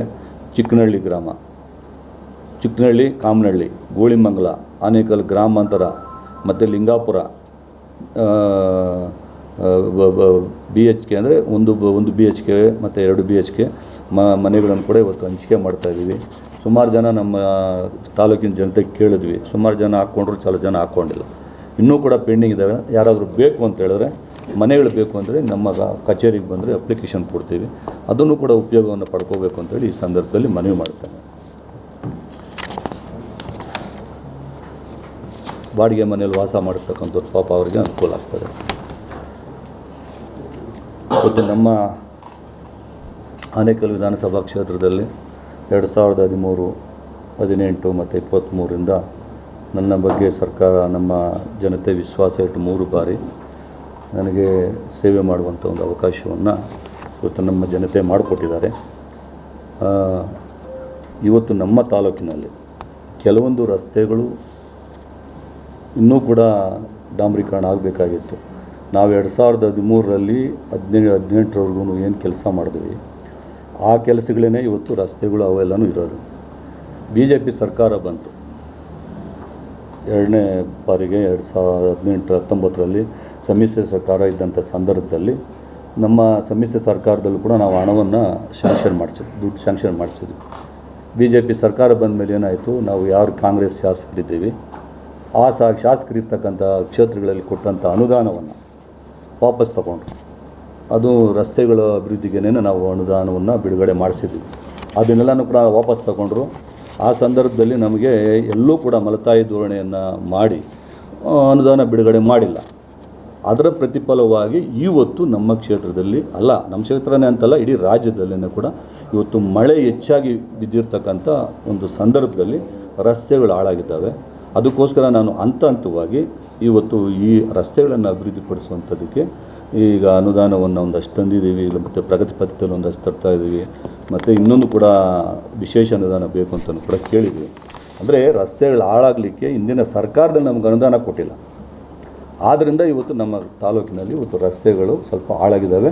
ಆದರೂ ಯಾವುದೇ ರಸ್ತೆಗಳನ್ನು ಕೂಡ ಬಿಡಲ್ಲ, ಎಲ್ಲ ರಸ್ತೆಗಳನ್ನು ಕೂಡ ಅಭಿವೃದ್ಧಿಪಡಿಸೋದಕ್ಕೆ ಸರ್ಕಾರದಲ್ಲಿ ಅನುದಾನವನ್ನು ತರ್ತೇವೆ. ಇದು ಮತ್ತು ಇನ್ನೊಂದೇನಂತ ಹೇಳಿದ್ರೆ, ನಿನ್ನೆ ತಾನೇ ನಮ್ಮ BJPಯ ಸ್ನೇಹಿತರು ಅಲ್ಲಿ ಪ್ರೊಟೆಸ್ಟ್ ಮಾಡಿದ್ದಾರೆ. ಪ್ರೊಟೆಸ್ಟ್ ಯಾವುದು, ಚಂದಾಪುರ ಆನೇಕಲ್ ರಸ್ತೆ. ಈಗಾಗಲೇ ನಾವು ಅದಕ್ಕೆ ಗುದ್ಲಿ ಪೂಜೆ ಮಾಡಿ ಚಂದಾಪುರದಿಂದ ಆನೇಕಲ್ವರೆಗೂ ಕೂಡ ಸುಸಜ್ಜಿತವಾದಂಥ ರಸ್ತೆ ಆಗಬೇಕು, ಡಾಂಬರೀಕರಣ ಆಗಬೇಕು ಅಂತೇಳಿ ಅದು ಕೆಲಸನೂ ಕೂಡ ಪ್ರಾರಂಭ ಆಗಿದೆ. ಆ ಕೆಲಸ ಕುಂಠಿತವಾಗಿ ನಡೀಲಿಕ್ಕೆ ಕಾರಣ ಏನು ಅಂತೇಳಿದ್ರೆ, ಮಳೆ ಬರ್ತಾನೆ ಇದೆ, ಜಲ್ಲಿ ಹಾಕಿಬಿಟ್ಟಿದ್ದಾರೆ, ಅಂದರೆ ವೆಟ್ ಮಿಕ್ಸು. ಮಳೆ ಬರ್ತಾನೆ ಇರೋದ್ರಿಂದ ಮಳೆ ಸಂದರ್ಭದಲ್ಲಿ ಟಾರ್ ಹಾಕಲಿಕ್ಕೆ ಆಗಲ್ಲ. ಅದ್ರ ಜೊತೆಯಲ್ಲಿ ಇನ್ನೊಂದು ಸಮಸ್ಯೆ ಏನು ಅಂತ ಹೇಳಿದ್ರೆ, ಇವತ್ತು ಹೇಳಿದ್ನಲ್ಲ ನಾನು 194 ಕೋಟಿ ರೂಪಾಯಿ ವೆಚ್ಚದಲ್ಲಿ ಇದು UGD ಕೆಲಸ ಮತ್ತು STP ಕೆಲಸ, ಆ UGD ಕೆಲಸನೂ ಕೂಡ ಮೇನ್ ರೋಡಲ್ಲಿ ಇವತ್ತು ನಡೀತಾ ಇದೆ. ಇವೆಲ್ಲನೂ ಕೂಡ ಇರೋದ್ರಿಂದ ಆ ರಸ್ತೆಯಲ್ಲಿ ಇವತ್ತೇನು ಜಲ್ಲಿ ಹಾಕಿಬಿಟ್ಟಿದ್ದಾರೆ, ಆ ರಸ್ತೆ ಡಾಂಬರೀಕರಣ ತುರ್ತಾಗಿ ಮಾಡಲಿಕ್ಕೆ ಆಗಿಲ್ಲ. ಈ UGD ಮಾಡಿದರೆ ಹೆಂಗೆ ಮಾಡೋಕ್ಕಾಗ್ತೈತೆ ರಸ್ತೆನ? UGD ಮಾಡಲೇಬೇಕಲ್ಲ, ಮತ್ತೆ ರಸ್ತೆ ಒಗೆಯೋಕ್ಕಾಗ್ತದಾ? ಒಗೆಯೋಕ್ಕಾಗಲ್ಲ. ಅದಕ್ಕೋಸ್ಕರ UGD ಮುಗಿದೋಗ್ಬಿಡಲಿ ಅಂತೇಳಿ ಅದು ಸ್ವಲ್ಪ ಜಲ್ಲಿ ಹಾಕಿದ್ಮೇಲೆ ಸ್ವಲ್ಪ ಪೆಂಡಿಂಗ್ ಇದೆ. ಅದ್ರ ಜೊತೆಯಲ್ಲಿ ನಮಗೆ ಮಳೆ ಬರ್ತಾ ಇರೋದೊಂದು ಸಮಸ್ಯೆ ಇದೆ. ಇದರಿಂದ ಸಮಸ್ಯೆ ಆಗಿದೆ. ಅದನ್ನು ಗೊತ್ತಿದ್ದರೂ ಕೂಡ ಇವತ್ತು ನೋಡಿ, ಹೊಸೂರು ರಸ್ತೆಯಲ್ಲಿ ನಿಮಗೆ ಗೊತ್ತಿದೆ, ಒಂದು ನಮ್ಮ ಯಾವುದದ್ದು ಇಲ್ಲಿ ಚಂದಾಪುರ, ಹಳೆ ಚಂದಾಪುರ, ಅಲ್ಲಿ ಮುಂದುಗಡೆ ಎಲ್ಲನೂ ಕೂಡ ಕೇಂದ್ರ ಸರ್ಕಾರದಲ್ಲಿ ಇವತ್ತು ಏನು ಫ್ಲೈಓವರ್ ಏನೋ ಮಾಡ್ತಾಯಿದ್ದಾರೆ. ಅದು ಸುಮಾರು 2 ವರ್ಷದಿಂದನೂ ಪೆಂಡಿಂಗ್ ಇದೆ. ಅದಕ್ಕೆ ಕಾರಣಗಳೇನಂತಂದರೆ ಬೇರೆ ಬೇರೆ ರೀತಿಯಾದಂಥ ಕಾರಣಗಳಿರ್ತವೆ. ಅದೆಲ್ಲದಕ್ಕೂ ಕೂಡ ಇವಾಗ ನಮ್ಮ ಸ್ನೇಹಿತರು BJP ಅವರು ಅರ್ಥ ಮಾಡ್ಕೋಬೇಕಲ್ಲ ಪರಿಸ್ಥಿತಿನ. ಈಗ ನಾವೇನು ಪರ್ಪಸ್ ಆಗಿನೇ ಜನಗಳಿಗೆ ತೊಂದರೆ ಆಗಲಿ ಅಂತೇಳಿ ಜಿಲ್ಲೆ ಹಾಕಿ ಏನಾದ್ರು ಬಿಟ್ಟಿದ್ದೀವ? ಇನ್ನು ಆ ಥರ ಇಲ್ಲ. ಕೆಲಸ ಪ್ರಾರಂಭ ಆಗಿದೆ, ಅದೆಲ್ಲನೂ ಆಗಬೇಕು ಅಂತ ಹೇಳಿದ್ರೆ UGDದೊಂದು ಸಮಸ್ಯೆ ಇದೆ. ಆ UGD ಮುಗಿದ ತಕ್ಷಣ ಆ ರಸ್ತೆಗೆ ಡಾಂಬರೀಕರಣ ಆಗ್ತದೆ. ಯಾಕೆಂದರೆ ಈ ಪ್ರೊಟೆಸ್ಟ್ ಮಾಡೋದಕ್ಕೆ ಮುಂಚೆ ಈ ಸಮಸ್ಯೆ ಏನೇನಿದೆ ಅಂತ ತಿಳ್ಕೋಬೇಕು ಅಂತಲೇ ನಾನು ಹೇಳ್ತಾ ಇರೋದು. ಪ್ರೊಟೆಸ್ಟ್ ಮಾಡೋದು ಹಕ್ಕು, ಯಾರು ಬೇಕಾದ್ರೂ ಪ್ರೊಟೆಸ್ಟ್ ಮಾಡ್ಬೋದು, ಅದು ತಪ್ಪಲ್ಲ, ಅವ್ರ ಹಕ್ಕು. ಆದರೆ ಸಮಸ್ಯೆಗಳನ್ನು ಕೂಡ ಅರ್ಥ ಮಾಡ್ಕೋಬೇಕಲ್ಲ. ಇವಾಗ ನಿನ್ನೆ ರಸ್ತೆನೆಲ್ಲೆಲ್ಲನೂ ಇನ್ನು ಮ್ಯಾಟ್ ಹಾಕಿ ಎಲ್ಲನೂ ಪ್ರೊಟೆಸ್ಟ್ ಮಾಡಿದ್ದಾರೆ. ಸಾರ್ವಜನಿಕರು ಇಷ್ಟು ತೊಂದರೆ ಆಯಿತು. ಸುಮಾರು 2-3 ಅವರ್ ತೊಂದರೆ ಆಯಿತು. ಇವೆಲ್ಲನೂ ಕೂಡ ಅರ್ಥ ಮಾಡ್ಕೋಬೇಕಾಗ್ತದೆ ಪರಿಸ್ಥಿತಿಗಳನ್ನು. ಇವತ್ತು ಅಲ್ಲಿ ಹೋಗಿ ಹೈವೇನಲ್ಲಿ ಸುಮಾರು 3-4 ಕಡೆಗೆ ದಿನನಿತ್ಯ ಟ್ರಾಫಿಕ್ ಜಾಮ್ ಆಗ್ತದೆ. ಅತ್ತಿಬೇಲೆಯಿಂದ ಹಿಡಿದು ಎಲೆಕ್ಟ್ರಾನಿಕ್ ಸಿಟಿ ಅಲ್ಲಿವರೆಗೂ ಕೂಡ ದಿನನಿತ್ಯ ಟ್ರಾಫಿಕ್ ಜಾಮ್ ಆಗ್ತಾಯಿದೆ. ಇವಾಗ ಅದನ್ನು ಯಾರು ಕೇಳೋರು? ಅಲ್ಲ, ನಾನು ಹೇಳ್ತಾ ಇರೋದು ಏನಕ್ಕೆ ಅಂದರೆ ಅರ್ಥ ಮಾಡ್ಕೋಕ್ಕಲ್ಲ ಪರಿಸ್ಥಿತಿಗಳನ್ನ. ಆ ಥರ ಆಗಿದೆ. ಅದು 20 ಕೋಟಿ ರೂಪಾಯಿ ಆಗಿದೆ. 20 ಕೋಟಿ ರೂಪಾಯಿ ಆ ರಸ್ತೆನೂ ಕೂಡ ಇವಾಗ ಮಾಡ್ತಾಯಿದ್ದೀವಿ. ಈ ರೀತಿಯಾಗಿ ಈ ಥರ ರಸ್ತೆ ಪ್ರತಿಭಟನೆ ಮಾಡೋದು ಇಂಥದ್ದೆಲ್ಲನೂ ಕೂಡ ಮಾಡುವಂಥ ಸಂದರ್ಭದಲ್ಲಿ ಯೋಚನೆ ಮಾಡಬೇಕು ಅಂತ ನಾನು ಹೇಳೋದು. ಜನರಿಗೆ ತೊಂದರೆ ಆಗಬಾರ್ದು. ಈ ರೀತಿಯಾಗಿ ಇವತ್ತು ನನ್ನ ಕ್ಷೇತ್ರದ ಜನತೆಗೆ ನಾನು ಪ್ರಾಮಾಣಿಕವಾಗಿ ನ್ಯಾಯ ಕೊಡುವಂಥ ಕೆಲಸವನ್ನು ಎಲ್ಲ ಹಂತದಲ್ಲೂ ಕೂಡ ಎಲ್ಲ ಮಾಡಲಿಕ್ಕೆ ಒಂದೇ ಸಾರಿ ಮಾಡಲಿಕ್ಕೆ ನಾವು ದೇವರಲ್ಲ, ಯಾರು ಕೂಡ ದೇವರಾಗಲಿಕ್ಕೆ ಸಾಧ್ಯ ಇಲ್ಲ. ತಥಾಸ್ತು ಅಂತ ತಕ್ಷಣಕ್ಕೆ ಎಲ್ಲ ಬಂದುಬಿಡೋಕ್ಕೆ ಹಂತ ಹಂತವಾಗಿ ಕೆಲಸಗಳಾಗ್ತವೆ. ಎಲ್ಲರೂ ಕೂಡ ಕೋಪ್ರೇಷನ್ ಕೊಡಬೇಕು. ಯಾಕೆ ಹಿಂದಿನ ಸರ್ಕಾರದಲ್ಲಿ ನಾವು ಮಾಡಿಲ್ವಾ? ಒಂದೇ ಒಂದು ರಸ್ತೆ ಕೂಡ ಎಲ್ಲೂ ಇರಲಿಲ್ಲ. ಇಡೀ ತಾಲೂಕಿನಾದ್ಯಂತ ಇವತ್ತು PWD ರಸ್ತೆಗಳನ್ನು ಡಬಲ್ ರೋಡ್ ಮಾಡಿದ್ದೀವಿ. ಅನೇಕ ರಸ್ತೆಗಳು ಡಾಂಬರೀಕರಣ ಹಾಕಿದ್ದೀವಿ. ಕಾಂಕ್ರೀಟ್ ರಸ್ತೆಗಳು ಮಾಡಿದ್ದೀವಿ. ಎಲ್ಲ ಮಾಡಿದ್ದೀವಿ. ಇವಾಗ ಏನಾಯಿತು ಅಂದರೆ ಈ ಸಾರಿ ಹೋದ ಸಾರಿನೂ ತುಂಬ ಮಳೆ, ಈ ಸಾರಿನೂ ತುಂಬ ಮಳೆ. ಈ ಮಳೆಯಲ್ಲಿ ಸ್ವಲ್ಪ ಹೆಚ್ಚು ಕಡಿಮೆ ಒಂದಷ್ಟು ರಸ್ತೆಗಳು ಹಾಳಾಗಿದ್ದಾವೆ. ಎಲ್ಲ ರಸ್ತೆಗಳು ಕೂಡ ಒಂದು ಹಂತವಾಗಿ, ಎಲ್ಲ ಒಂದೇ ಸಾರಿ ಮಾಡಲಿಕ್ಕೆ ಸಾಧ್ಯ ಆಗಲ್ಲ. ಹಂತವಾಗಿ ಎಲ್ಲ ರಸ್ತೆಗಳನ್ನು ಕೂಡ ಮಾಡುವಂಥದ್ದಕ್ಕೆ ಚಾಲನೆಯನ್ನು ಕೊಡ್ತೀವಿ. ಇವತ್ತು ನೋಡಿ, ಎಲ್ಲ ರಸ್ತೆಗಳು ಕೂಡ ಇಷ್ಟಿಷ್ಟು ಹಣ ಬೇಕು ಅಂತೇಳಿ ನಾವು ಪಟ್ಟಿಗಳೆಲ್ಲ ಮಾಡಿ ಯಾವ ರಸ್ತೆ ನಾನು ದಿನನಿತ್ಯ ಓಡಾಡ್ತಾ ಇರ್ತೀನಿ. ಇಡೀ ಕ್ಷೇತ್ರದಾದ್ಯಂತ ದಿನನಿತ್ಯ ಓಡಾಡ್ತಾ ಇರ್ತೀನಿ. ಯಾವ ರಸ್ತೆ ಹಾಳಾಗಿರ್ತದೆ, ಯಾವ ರಸ್ತೆ ಏನೇನು ಪ್ರಾಬ್ಲಮ್ ಇದೆ ಅಂತೇಳಿ ನನಗೆ ಗೊತ್ತಿರ್ತದೆ. ಅಂಥ ಸಂದರ್ಭದಲ್ಲಿ ನಾವು ಈ ರೀತಿಯಾಗಿ ಏನೇನು ಕೆಲಸ ಆಗಬೇಕು ಅಂತೇಳಿ ಎಲ್ಲನೂ ಕೂಡ ಕೊಟ್ಟಿದ್ದೀವಿ. ಹಂತವಾಗಿ ನಮ್ಮ ಒಂದು ಸರ್ಕಾರದ ಒಂದು ನೋಡಿ, ಇವಾಗ ನೋಡಿ ಇಲ್ಲಿ ಒಂದು ಎಕ್ಸಾಂಪಲ್ ಹೇಳ್ತಾ ಇದ್ದೀನಿ. 20 ಕೋಟಿ ರೂಪಾಯಿ ಅನುದಾನ ತಂದಮೇಲೆ ಮುತ್ತಾನಲ್ಲೂರು ಸರ್ಕಲಿಂದ ಧ್ವಂಸಂದ್ರ ಸರ್ಕಲ್ವರೆಗೆ ಅದು ಇನ್ನೂ ಒಂದು ಪ್ಲ್ಯಾನ್ ಮಾಡಿದ್ದೀವಿ. ಈ ರಸ್ತೆ ಯಾಕೆ ಮುತ್ತಾನಲ್ಲೂರು ಕ್ರಾಸಲ್ಲಿ ಒಬ್ಬರು ಮುಖಂಡರು, ನಮ್ಮ BJP ಮುಖಂಡರು ಅಲ್ಲಿ ಸ್ಟೇ ತಂದು ಇಟ್ಕೊಂಡಿದ್ದಾರೆ. ಸರ್ಕಲಲ್ಲಿ ರೋಡ್ ಪಕ್ಕದಲ್ಲಿ ಸ್ಟೇ ಇದೆ. ಇದು ನಮ್ಮ ಜಾಗ, ಇದು ಸಾರ್ವಜನಿಕರಿಗೆ ಬಿಡೋಕ್ಕಾಗಲ್ಲ ಅಂತ ಹೇಳ್ಬಿಟ್ಟು ಸ್ಟೇ ತಂದು ಇಟ್ಕೊಂಡವ್ರೆ ಆ ಜಾಗಕ್ಕೆ. ಅದೆಲ್ಲ ಬೇಕಾದ್ರೆ ಕೇಳಿ, ಯಾರನ್ನ ಬೇಕಾದ್ರೂ ಹೋಗಿ ಅಲ್ಲಿ ಕೇಳಿ. ಆ ಮುತ್ತಾನಲ್ಲೂರು ಸರ್ಕಲಲ್ಲಿ ಆ ರಸ್ತೆ ಮಾಡೋಕ್ಕೆ ಅಲ್ಲಿ ಅದೊಂದು ಸಮಸ್ಯೆ ಇದೆ. ಈಗ ಅದಕ್ಕೂ ಕೂಡ ಅನುದಾನವನ್ನು ನಾವು ನಿಗದಿ ಮಾಡಿಟ್ಟಿದ್ದೀವಿ. ಆ ರಸ್ತೆಯನ್ನು ಮಾಡಬೇಕು ಅಂತೇಳಿ. ಅದರ ಜೊತೆಯಲ್ಲಿ ಮುತ್ತಾನಲ್ಲೂರು ಸರ್ಕಲಿಂದ ಧ್ವಂಸಂದ್ರ ಸರ್ಕಲ್ವರೆಗೆ ಡಬಲ್ ರೋಡ್ಗೆ 2 ಕೋಟಿ ರೂಪಾಯಿ. ಸರ್ಜಾಪುರದಿಂದ ಇಟ್ಟಂಗೂರು, ಗೋಣಗಟ್ಟಪುರ, ಜಂಟ್ಕೋನಹಳ್ಳಿ, ಮುರ್ತೂರು ಮಾರ್ಗವಾಗಿ ಅದು ಕೂಡ ರಸ್ತೆ PWD ರಸ್ತೆ 4.25 ಕೋಟಿ ರೂಪಾಯಿ. TCL ಗೇಟಿನಿಂದ ಧ್ವಂಸಂದ್ರ ಮಾರ್ಗ ಧ್ವಂಸಂದ್ರ ಸರ್ಕಲ್ವರೆಗೆ 50 ಲಕ್ಷ ರೂಪಾಯಿ. ಬಯಲು ಬಸವೇಶ್ವರ ದೇವಸ್ಥಾನದಿಂದ ಕಾಡಗ್ರಹಾರ ರೋಡು ಅದು 2 ಕೋಟಿ 10 ಲಕ್ಷ ರೂಪಾಯಿ ಹಾಕಿದ್ದೀವಿ. ಸಿಂಗೇನಗರ ಮಣ್ಣಿನ ಮಾರುಕಟ್ಟೆಯಿಂದ ಸಿಂಗೇನಗರ ಮಾರ್ಗವಾಗಿ 2 ಕೋಟಿ 73 ಲಕ್ಷ ರೂಪಾಯಿ ಆಗಿದೆ. ಆಲ್ರೆಡಿ ಟೆಂಡರ್ ಪ್ರೋಸೆಸ್ಸಲ್ಲಿದೆ. ಆ ಟೆಂಡರ್ ಪ್ರೋಸೆಸ್ ಎಲ್ಲ ಮುಗಿದ ತಕ್ಷಣಕ್ಕೇನೆ ಕೆಲಸಗಳು ಪ್ರಾರಂಭ ಆಗಿ ವರ್ಕ್ ಆರ್ಡರ್ ಆದಮೇಲೆ ಪ್ರಾರಂಭ ಆಗ್ತದೆ. ಆಮೇಲೆ ಹೆಗ್ಗೊಂಡಹಳ್ಳಿ ಗ್ರಾಮದಿಂದ ತಿಪ್ಪಸಂದ್ರ, ಗುಂಜೂರು, ಕತ್ರಗುಪ್ಪೆ ರಸ್ತೆಯಿಂದ ಅದೊಂದು 1 ಕೋಟಿ 40 ಲಕ್ಷ ರೂಪಾಯಿ ಹಾಕಿಸಿದ್ದೀವಿ. ಸುಣವಾರ ಗ್ರಾಮದಿಂದ ಮುತ್ತೂರು, ಲಕ್ಷ್ಮೀಪುರ, ಬಸವನಪುರ ಮಾರ್ಗವಾಗಿ ಅರೇಹಳ್ಳಿ ಸೇರೋ ರಸ್ತೆಗೆ 3 ಕೋಟಿ 20 ಲಕ್ಷ ರೂಪಾಯಿ ಹಾಕಿಸಿದ್ದೀವಿ. ಅದೇ ರೀತಿ ಉಸ್ಕೂರು ರೈಲ್ವೆ ಗೇಟ್ನಿಂದ ಚಿಂತಲಮಡವಳ ಮಾರ್ಗವಾಗಿ ಮುತ್ತಾನಲ್ಲೂರು ಕ್ರಾಸ್ವರೆಗೆ 3 ಕೋಟಿ ರೂಪಾಯಿ ಹಾಕಿದ್ದೀವಿ.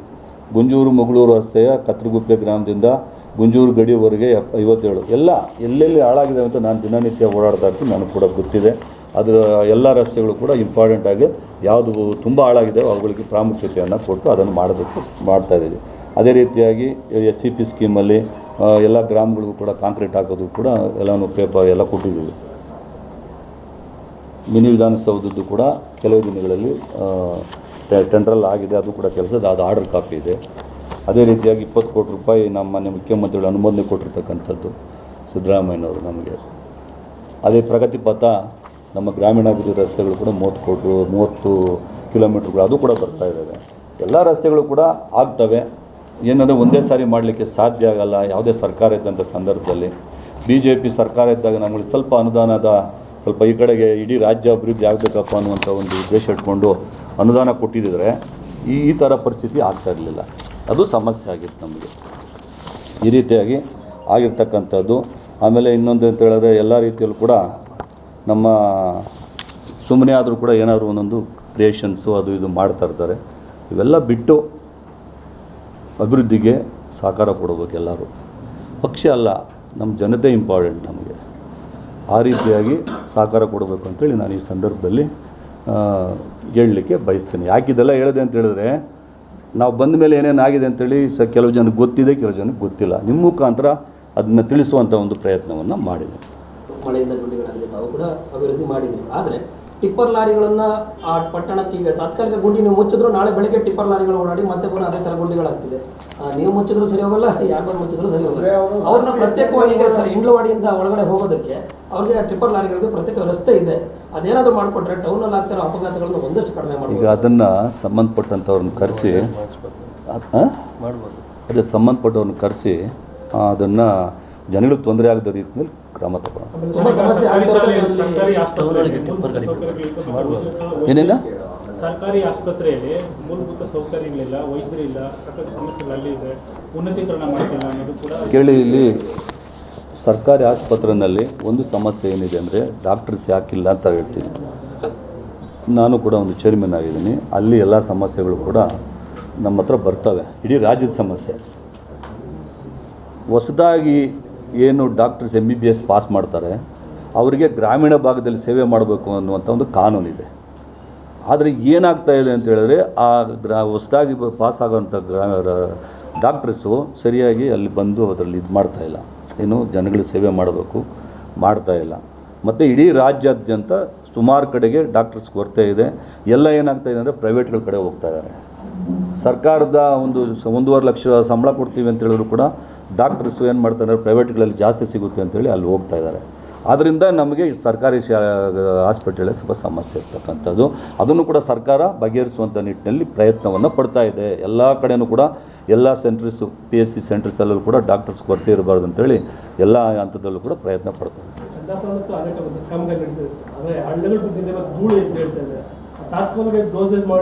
ಅಲ್ಲಲ್ಲ, ಹಂಗಲ್ಲ. ಈಗ ಮಳೆ ಬರ್ತಾ ಇದೆ, ಮಳೆ ಬರುವಂಥ ಸಂದರ್ಭದಲ್ಲಿ ಡಾಂಬರೀಕರಣನೇ ಹಾಕ್ಬೇಕು ಇವಾಗ. ಅದಕ್ಕೆ ಇನ್ನೇನಿಲ್ಲ, ಇವಾಗ ಮಳೆ ವೆಟ್ ಮಿಕ್ಸ್ ಹಾಕಿದ್ದಾರೆ. ವೆಟ್ ಮಿಕ್ಸ್ ಹಾಕಿದ ಮೇಲೆ ಇವಾಗ ಆಲ್ರೆಡಿ ಅದು ಕುಂತ್ಕೊಂಡಿದೆ. ಡಾಂಬರೀಕರಣ ಹಾಕ್ಬೇಕಂದ್ರೆ ಮೋಡ ಇದೆ. ಡಾಂಬರೀಕರಣ ಹಾಕಬೇಕು ಅಂತ ಹೇಳಿದ್ರೆ ಇವಾಗ ಮೋಡ ಇದ್ದಾಗ ಮಳೆ ಬಂದಾಗ ಹೆಂಗೆ ಮಾಡೋದು? ಅದು ಅದ್ರ ಜೊತೆ UGD ಬೇರೆ ಇದೆ. ನೆನ್ನೆ ಮಾಡ್ತಾ ಇದ್ದಾರೆ ಎಲ್ಲ ಕಡೆಯೂ ಕೂಡ ಆಲ್ರೆಡಿ ಆಲ್ಮೋಸ್ಟ್ ಏಕಾನು ಕೂಡ ಇಡೀ ಆನೇಕಲ್ಲು ಪಟ್ಟಣದಿಂದ ಚಂದಾಪುರದವರೆಗೂ. ಮತ್ತು ಇನ್ನೂ ಒಂದು ಪ್ರೋಗ್ರಾಮ್ ಮಾಡ್ತಾಯಿದ್ದೀವಿ ನಾವು, ಚಂದಾಪುರದಿಂದ ಮುತ್ತನಲ್ಲೂರು ಕ್ರಾಸ್ವರೆಗೂ ಕೂಡ 6 ಲೈನ್ ಮಾಡಬೇಕು ಅಂತೇಳಿ. ಇದು ಯಾಕಂದರೆ ಈ ಟ್ರಾಫಿಕ್ ಒತ್ತಡನ ಕಡಿಮೆ ಮಾಡಬೇಕು ಅಂದರೆ ಡೈವರ್ಟ್ ಆಗಲಿ ಅಂತ. ಇದನ್ನು ಕೂಡ 6 ಲೈನು ಧ್ವಂಸಂದ್ರ ಸರ್ಕಲ್ವರೆಗೂ, ಎಲ್ಲಿ ಫ್ಲೈಓವರ್ ಇದೆಯಲ್ಲ ಅಲ್ಲಿವರೆಗೂ ಕೂಡ ಇದು 6 ಲೈನ್ ಮಾಡೋದ್ರಿಂದ ಅನುಕೂಲ ಆಗುತ್ತೆ ಅಂಥೇಳಿ ಅದನ್ನು ಕೂಡ ಒಂದು ಪ್ರಪೋಸಲ್ ಇಟ್ಟಿದ್ದೀವಿ. ಅದು ಕೂಡ ಅದು ಸರ್ಕಾರದ ಸೆಕ್ರೆಟರಿ ಹಂತದಲ್ಲಿ ಅದು ಲೈನ್ ಎಸ್ಟಿಮೇಟು ಅದು ಇದು ಎಲ್ಲೆಲ್ಲಿ ಏನೇನು ಮಾಡಬೇಕು ಅಂತೇಳಿ ಮಾಡ್ತಾರೆ. ಇಲ್ಲಿ ಸಮಸ್ಯೆ ಆಗ್ತಾ ಇರೋದು ಏನು ಅಂತ ಹೇಳಿದ್ರೆ ಅಕ್ವಿಜೇಷನ್ ಪ್ರಾಬ್ಲಮ್. ಈ ರೋಡಲ್ಲಿ ಅಷ್ಟು ಅಕ್ವಿಜೇಷನ್ ಸಮಸ್ಯೆ ಇಲ್ಲ. ಇಲ್ಲಿ ಚಂದಾಪುರದಿಂದ ಮುತ್ತನಲ್ಲೂರು ಕ್ರಾಸು ಧ್ವಂಸಂದ್ರದವರೆಗೂ ಅಕ್ವಿಜೇಷನ್ ಸಮಸ್ಯೆ ಇಲ್ಲ. ಅದನ್ನು ಮಾಡಿ ಅಂತೇಳಿ ನಾವು ಪ್ರಪೋಸಲ್ ಮಾಡಿದ್ದೀವಿ. ಅದು ಕೂಡ ಆಗಬೇಕು. ಅದನ್ನು ಕೂಡ ಪ್ರಪೋಸಲಲ್ಲಿ ಇಟ್ಟಿದ್ದೀವಿ, ಅದು ನಡೀತಾ ಇದೆ. ಅವೈಜ್ಞಾನಿಕ ಅಂದರೆ ರಸ್ತೆ ಡಾಂಬರೀಕರಣ ಮಾಡಿಸೋದು ಎಷ್ಟು ಮಾತ್ರ ಸರಿ? ಮಳೆ ಬಂದಾಗ ಮಳೆ ನೀರು ಎಲ್ಲಿ ಹೋಗುತ್ತೆ? ಕೇಳಿ, ನಿಲ್ಲುತ್ತೆ, ಆಗ ರಸ್ತೆ 6 ತಿಂಗಳಿಗೆಲ್ಲ ಹಾಳಾಗುತ್ತೆ. ಒತ್ತು ಅಲ್ಲಿ ಒಂದು ನಿಮಿಷ, ನೀವು ಹೇಳ್ತಾ ಇರೋದು ಕರೆಕ್ಟ್ ಇದೆ. ಈಗ ಏನಾಗಿದೆ ಅಂತ ಹೇಳಿದ್ರೆ ಡ್ರೈನೇಜ್ ಸಿಸ್ಟಮ್ ಫುಲ್ ಇದೆ ಎಲ್ಲ ಕಡೆ. ಆನೇಕಲ್ ಟೌನಲ್ಲಿ ನೋಡ್ಕೊಳ್ಳಿ, ಬೇಕಾದ್ರೆ ಹೋಗಿ. ಒಂದು ಸೈಡ್ ಇದೆ, ಇನ್ನೊಂದು ಸೈಡಲ್ಲಿ ಸ್ವಲ್ಪ ಅಲ್ಲಲ್ಲಿ ಇದೆ. ಏನು ಮಾಡಿದ್ದಾರೆ, ಬಿಲ್ಡಿಂಗ್ಸ್ ಹೈಟ್ ಮಾಡ್ಕೊಂಬಿಟ್ಟವ್ರೆ. ಯಾರು ಹೇಳಿ? ಈ ಅಂಗಡಿಗಳೆಲ್ಲ ಇಟ್ಕೊಂಡಿದ್ದಾರಲ್ಲ ರೋಡ್ ಪಕ್ಕದಲ್ಲಿ ಹೈಟ್ ಮಾಡ್ಕೊಂಬಿಟ್ಟಿದ್ದಾರೆ. ಹೈಟ್ ಮಾಡ್ಕೊಂಬಿಟ್ಟು ಅದು ತೊಳೆಯೋ ನೀರು ಎಲ್ಲನೂ ರೋಡಿಗೆ ಬಿಡ್ತಾ ಇದ್ದಾರೆ. ರೋಡಿಗೆ ಬಿಟ್ಟಾಗ ಏನಾಗುತ್ತೆ, ರೋಡು ಲೂಸ್ ಆಗ್ತಾ ಕಿತ್ತು ಹೋಗ್ತಾ ಇದೆ. ಡ್ರೈನೇಜಲ್ಲೇ ಅವ್ರು ಕರೆಕ್ಟಾಗಿ ಅವ್ರದ್ದು ಬಿಟ್ಟು ಅಟ್ಲೀಸ್ಟ್ ಆ ನೀರೆಲ್ಲನೂ ಡ್ರೈನೇಜ್ಗೆ ಹೋಗೋ ಥರನೂ ಮಾಡಲ್ಲ. ನಮ್ಮ ಪಬ್ಲಿಕ್ಸ್ ಕೂಡ ಇದೆಲ್ಲ ಅರ್ಥ ಮಾಡ್ಕೋಬೇಕಲ್ಲ, ನಮ್ಮ ಸಾರ್ವಜನಿಕರು ಕೂಡ ಇದೆಲ್ಲ ಅರ್ಥ ಮಾಡಿಕೊಂಡು ಎಲ್ಲನೂ ಕೂಡ ಅವರವ್ರ ಜಾಗದಲ್ಲಿ ಅವರವರು ಬಂದೋಬಸ್ತ್ ಮಾಡಿಕೊಂಡ್ರೆ ರಸ್ತೆಗಳು ಹಾಳಾಗಲ್ಲ. ಅದು ಸಾರ್ವಜನಿಕರು ಹೆಚ್ಚು ರೀತಿಯಲ್ಲಿ ಅವ್ರವ್ರ ಅಂಗಡಿಗಳ ಮುಂದೆ, ಮನೆಗಳ ಮುಂದೆ ಏನು ಡ್ರೈನೇಜ್ ಹೋಗಿದೆ, ಡ್ರೈನೇಜ್ಗೆ ಹೋಗಿ ನೀರು ಹೋಗೋ ಥರ ಪ್ಲ್ಯಾನ್ ಮಾಡಿ ಬಿಟ್ಕೋಬೇಕು. ರೋಡ್ಗೆ ಬಂದ್ಬಿಟ್ಟು ಎಲ್ಲ ಕಡೆ ಅದೇ ಪ್ರಾಬ್ಲಮ್. ಇವಾಗ ನೀವೇ ನೋಡಿದಿರಲ್ಲ, ಈಗ ಚಂದಾಪುರದಲ್ಲೂ ಕೂಡ ಹೈಟ್ ಮಾಡ್ಕೊಂಡವ್ರೆ. ಅವ್ರ ಮನೆಗಳ ಮುಂದೆ, ಅಂಗಡಿಗಳ ಮುಂದೆ ಮಾತ್ರ ಚೆನ್ನಾಗಿರ್ಬೇಕು, ರೋಡ್ ಹೋದ್ರೆ ಹೋಗಲಿ. ಈ ಥರ ಮನೋಭಾವ ಇದ್ದರೆ ನಾವು ಏನು ಮಾಡೋದು? ಆನೇಕಲ್ಲು ಮತ್ತೆ ಹತ್ತುಬೆಲೆ ರಸ್ತೆಯಲ್ಲಿ ರೈಲ್ವೆ ಟ್ರ್ಯಾಕ್ ಏನು ಡಬಲ್ ಟ್ರ್ಯಾಕ್ ಆಗ್ತಾ ಇದೆ. ಆಕ್ಚುಲಿ ಅಲ್ಲಿ ಬಹಳ ಸಮಸ್ಯೆ ಆಗ್ತದೆ, ಸಂಚಾರ ದಟ್ಟಣೆ ಉಂಟಾಗ್ತದೆ, ಬಹಳಷ್ಟು ಕಿಲೋಮೀಟರ್ ಇಷ್ಟ ಇದೆ. ಶಾಸಕಗಳ ಬೇಡಿಕೆ ಅಲ್ಲಿ ಬಂದು ಅಲ್ಲಿ ಫ್ಲೈಓವರ್ ಆಗಲೇಬೇಕು, ಅಂಡರ್ ಪಾಸ್ ರೈಲು ಬರಲೇಬೇಕು ಅಂತ ಕೇಂದ್ರ ಸರ್ಕಾರಕ್ಕೆ ಏನಾದರೂ ಒಂದು ಬೇಡಿಕೆ? ಇಲ್ಲ ಬೇಡಿಕೆ ಅಲ್ಲ, ಅಲ್ಲಿ ಏನು ಸಮಸ್ಯೆ ಇದೆಯೋ ಅದನ್ನು ತಿಳ್ಕೊಂಡು ಕೇಂದ್ರ ಸರ್ಕಾರಕ್ಕೆ ಪತ್ರ ಬರಿತೀನಿ. ಮಾನ್ಯ ನಮ್ಮ ಲೋಕಸಭಾ ಸದಸ್ಯರು ಇವತ್ತು ಮಂಜುನಾಥ್ ಅವರಿದ್ದಾರೆ, ಅವ್ರಿಗೂ ಕೂಡ ಅವ್ರ ಗಮನಕ್ಕೆ ತೊಗೊಂಬರ್ತೀನಿ. ಯಾಕಂದರೆ ಕೇಂದ್ರ ಸರ್ಕಾರದ ಒಂದು ಯೋಜನೆ ಆಗಿರೋದ್ರಿಂದ ಅದನ್ನು ಅವ್ರ ಗಮನಕ್ಕೆ ತೊಗೊಂಬಂದು ಅವ್ರು ಮಾಡಬೇಕು. ಈ KIDB ರೈತರು ಧರಣಿ ಕೊಡ್ತಿದ್ದಾರೆ ಸರ್, ಸುಮಾರು 100 ದಿನಕ್ಕೂ ಹತ್ತತ್ರ ಬರ್ತಾ ಇದೆ, ಹಲವಾರು ಹೋರಾಟ. ಈಗ ನಿಮಗೆ ಗೊತ್ತು 100 ದಿನ ಅಲ್ಲ, ಅದು ಸುಮಾರು ಒಂದು ವರ್ಷ ಮೇಲೇ ಆಯಿತು. 1 ವರ್ಷದಿಂದ ಧರಣಿ ಮಾಡ್ತಾರದು. ನಾನು ಪ್ರತಿಯೊಂದು ಧರಣಿಗೂ ಕೂಡ ಹೋಗಿದ್ದೀನಿ. ಪ್ರತಿಯೊಂದು ಧರಣಿನಲ್ಲೂ ಕೂಡ ನಮ್ಮ ಸರ್ಕಾರ ಇದ್ದರೂ ಕೂಡ ನಮ್ಮ ರೈತರಿಗೆ ತೊಂದರೆ ಆಗಬಾರ್ದು, ನಮ್ಮ ರೈತರ ಜಮೀನು ಉಳಿಬೇಕು ಅಂತೇಳಿ ನಾನು ನಮ್ಮ ಇದು ಫ್ರೀಡಮ್ ಪಾರ್ಕಲ್ಲಿ ಪುತ್ತಂಟ ಅವರು ಕರೆದಂಥ ಸಂದರ್ಭದಲ್ಲಿ ಅಲ್ಲಿ ಹೋಗಿ ಧರಣಿನಲ್ಲಿ ಕೂತ್ಕೊಂಡಿದ್ದೀನಿ. ಸರ್ಜಾಪುರದಲ್ಲೂ ಕೂಡ ನಾನು ಅವ್ರ ಜೊತೆಯಲ್ಲಿ ಭಾಗಿಯಾಗಿದ್ದೀನಿ. ಪ್ರತಿಯೊಂದು ಹಂತದಲ್ಲೂ ಕೂಡ ಮಂತ್ರಿಗಳ ಹತ್ರ ಕರ್ಕೊಂಡು ಹೋಗಿದ್ದೀನಿ, ಎಲ್ಲ ರೈತ ಮುಖಂಡರನ್ನ ಕರ್ಕೊಂಡು ಹೋಗಿದ್ದೀನಿ, ಮತ್ತು ಮುಖ್ಯಮಂತ್ರಿಗಳ ಗಮನಕ್ಕೂ ಕೂಡ ತಂದಿದ್ದೀನಿ. ಯಾವುದೇ ಕಾರಣಕ್ಕೂ ಕೂಡ ರೈತರಿಗೆ ಅನ್ಯಾಯ ಆಗಲ್ಲ. ನನ್ನ ಪ್ರಕಾರ ರೈತರಿಗಂತೂ 100ಕ್ಕೆ 100 ಭಾಗ ಅವ್ರ ಜಮೀನುಗಳು ಅವ್ರಿಗೆ ಉಳಿತವೆ ನನ್ನ ಪ್ರಕಾರ. ಯಾಕಂದರೆ ಕಾನೂನಡಿನಲ್ಲಿ ಹೆಂಗಂದ್ರೆ 5 ಇಂಡಸ್ಟ್ರೀಸ್ ಇದೆ ಸರ್, 5 ಇಂಡಸ್ಟ್ರಿ ಇದೆ ಸರ್. ಮತ್ತೆ ಇದು ಅಗತ್ಯ ಇದೆ. 2400 ಎಕರೆ ಅಕ್ವಿಸಿಷನ್ ನೋಟಿಫಿಕೇಶನ್ ಮಾಡ್ಬಿಟ್ಟಾಗ ನೀವು ಗಟ್ಟಿಯಾಗಿ ನಿಲ್ಬೇಕು, ನಿಮ್ಮ ಸಚಿವರ ಹತ್ರ ಮಾತಾಡಬೇಕು, ನಿಮ್ಮ ಸರ್ಕಾರದ ಜೊತೆ ಮಾತಾಡಬೇಕು, ರೈತರನ್ನ ಉಳಿಸ್ಬೇಕು ಸರ್. ಆ ಜವಾಬ್ದಾರಿ ನೀವೇ ತಗೊಳ್ಬೇಕು. ಅದನ್ನು ನಾನು ನಿಮ್ಗೆ ಹೇಳ್ತಾ ಇರೋದು. ನಿಮಗೆ ಗೊತ್ತು, ನಾನು ಸರ್ಕಾರದ ಒಬ್ಬ ಪ್ರತಿನಿಧಿಯಾಗಿ ನಾನು ಸರ್ಕಾರದಲ್ಲಿ ನೇರವಾಗಿ ಖಂಡನೆ ಮಾಡಿದ್ದೀನಿ. ಎಲ್ಲಿ? ವಿಧಾನಸಭೆಯಲ್ಲಿ ನೇರವಾಗಿ ನಮ್ಮಲ್ಲಿ 5 ಇಂಡಸ್ಟ್ರಿಯಲ್ ಏರಿಯಾಗಳಿದ್ದಾವೆ. ಹತ್ತಿಬೆಲೆ, ಆಮೇಲೆ ವೀರಸಂದ್ರ, ಹೆಬ್ಬಗೋಡಿ, ಬೊಮ್ಮಸಂದ್ರ, ಈ ಜಿಗಣಿ ಇಂಡಸ್ಟ್ರಿಯಲ್ ಏರಿಯಾ ಇವೆಲ್ಲ ಇದ್ದಾವೆ. ಅದ್ರ ಜೊತೆಯಲ್ಲಿ KHB ಫಸ್ಟು ಸೂರ್ಯ ಸಿಟಿ ನಗರ 1, 2, 3, 4 ಎಲ್ಲ ಇದ್ದಾವೆ. ಪೆರಿಫೆರಲ್ ರಿಂಗ್ ರೋಡ್ಗೆ ಅಕ್ವಿಸಿಷನ್ ಮಾಡಿದಿರಿ. ಅದ್ರ ಜೊತೆಯಲ್ಲಿ STRR ರೋಡ್ಗೆ ಅಕ್ವಿಸಿಷನ್ ಮಾಡಿದಿರಿ. ಇವೆಲ್ಲನೂ ಕೂಡ ನಮ್ಮ ತಾಲೂಕಿನಲ್ಲೇ ಬರುವಂಥ ಈ ಒಂದು ಸಮಸ್ಯೆಗೆ ನೀವು ತುಂಬ ತೊಂದರೆ ಮಾಡ್ತಾಯಿದ್ದೀರಿ.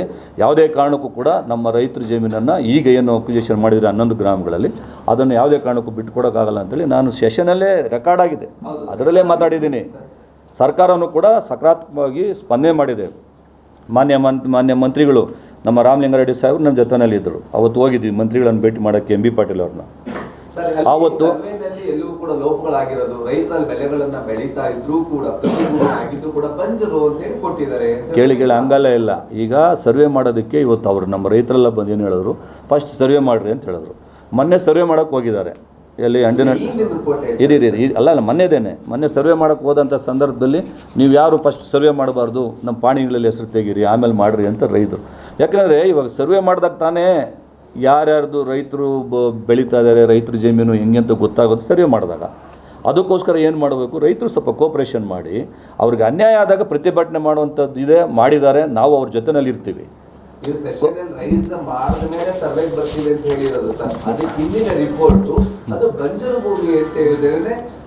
ಅಲ್ಲ ಮೊದಲು ಮಾಡಿರ್ಬೋದನ್ನೋ ಅದ್ರ ಬಗ್ಗೆ ನನಗೆ ಗೊತ್ತಿಲ್ಲ. ಅಕ್ವಿಸಿಷನ್ ಮಾಡೋ ವಿಷಯನೇ ನನಗೆ ಗೊತ್ತಿರಲಿಲ್ಲ. ಇದು ಫ್ಯಾಕ್ಟು. ಆಮೇಲೆ ತಾನೇ ಇದೆಲ್ಲ ಮಾಡಿದ್ಮೇಲೆ ನಾನು ನೇರವಾಗಿ ಮಂತ್ರಿಗಳಿಗೆಲ್ಲನೂ ಹೇಳಿ, ನಮ್ಮಲ್ಲಿ ಯಾವುದೇ ಕಾರಣಕ್ಕೂ ಕೂಡ ಇಲ್ಲೆಲ್ಲನೂ ತುಂಬ ಬೆಲೆ ಬಾಳುವಂಥ ಭೂಮಿ, ನಮ್ಮ ರೈತರಿಗೆ ಎಲ್ಲೂ ಕೂಡ ತೊಂದರೆ ಆಗಬಾರ್ದು, ಅಕ್ವಿಸಿಷನ್ನ ಏನು ಮಾಡಿದ್ದೀರಿ ತಾವು ರೈತರ ಜಮೀನುಗಳನ್ನು ಬಿಟ್ಟುಕೊಡ್ಬೇಕು ಅಂತೇಳಿ ಮನವಿ ಮಾಡಿದ್ದೀವಿ. ಒಂದಿನ ಸರ್ವೆ ಮಾಡ್ಕೊಂಡು ಹೋಗ್ತಾರೆ, ನಾಳೆ ಬಂದು ಜಮೀನ ನಾವು ವಶಕ್ಕೆ ಪಡಿತೀವಲ್ಲ ರೀತಿ ಬರ್ತಾರೆ. ಇದೇ ರೀತಿ ಹಿಂದೆ ಆಗಿದೆ. ಅದಕ್ಕೆ ಅವಕಾಶನೇ ಕೊಡಿಸೋದು ಬೇಡ. ಕೇಳಿಲ್ಲಿ, ಈಗ ರೈತರು ಹೇಳ್ತಾ ಇರೋದೇನು, ನಮ್ಮ ರೈತರ ಭೂಮಿ ಬಿಡಬೇಕು ಅಂತ ತಾನೇ. ರೈತರು ಹೇಳ್ತಾ ಇರೋದು ನಮ್ಮ ರೈತರ ಭೂಮಿ ಬಿಡಬೇಕು ಅಂತ ಹೇಳ್ತಾ ಇದ್ದಾರೆ. ರೈತರ ಭೂಮಿ ಬಿಡಬೇಕು ಅಂದರೆ ಸರ್ವೆ ಆಗಬೇಕಲ್ಲ, ಎಲ್ಲೆಲ್ಲಿ ಏನೇನು ನಡೀತಾ ಇದೆ, ಏನಿದೆ, ಯಾರ್ದು ಏನಿದೆ ಅಂತ ಗೊತ್ತಾಗಬೇಕಂದ್ರೆ ಸರ್ವೆ ಆಗಬೇಕು. ಸರ್ವೆ ಆದಾಗ ಆಟೋಮೆಟಿಕ್ಕಾಗಿ ಯಾವ್ದು ರೈತರದ್ದು ಏನು ಅಂತೆಲ್ಲ ಡೀಟೇಲ್ಸ್ ಎಲ್ಲ ಗೊತ್ತಾಗುತ್ತೆ. ಎಲ್ಲ ಇಲಾಖೆಯವರು ಸೇರಿ ಇವತ್ತು ಸರ್ವೆ ಮಾಡಿ, ಯಾರು ತೋಟಗಾರಿಕೆ ಇಲಾಖೆ ಇರ್ಬೋದು, ನಮ್ಮ ರೆವಿನ್ಯೂ ಡಿಪಾರ್ಟ್ಮೆಂಟ್ ಇರ್ಬೋದು, ಇನ್ನೊಂದು ಇಲಾಖೆ ಇರ್ಬೋದು, ಎಲ್ಲ ಕೂಡ ಮಾಡಿದ್ಮೇಲೆ ಸಿರಿಕಲ್ಚರ್ ಡಿಪಾರ್ಟ್ಮೆಂಟ್ ಇರ್ಬೋದು, ಇವೆಲ್ಲ ಕೂಡ ಮಾಡಿ ಒಂದು ರಿಪೋರ್ಟ್ ಬಂದ ಮೇಲೆ ಯಾರ್ಯಾರಿಗೆ ರೈತರಿಗೆ ಸಮಸ್ಯೆ ಇದೆ ಅದನ್ನೆಲ್ಲ ಪರಿಹಾರ ಮಾಡುವಂಥ ಒಂದು ವ್ಯವಸ್ಥೆ ಮಾಡ್ತೀವಿ. ನಾ ಯಾಕಂದರೆ ಕಾನೂನಿನಲ್ಲಿ ಹೇಳ್ಬೇಕಲ್ಲ, ನಾನು ಸೈನ್ ಮಾಡೋ ಅಥಾರಿಟಿ ನನಗಿಲ್ವಲ್ಲ.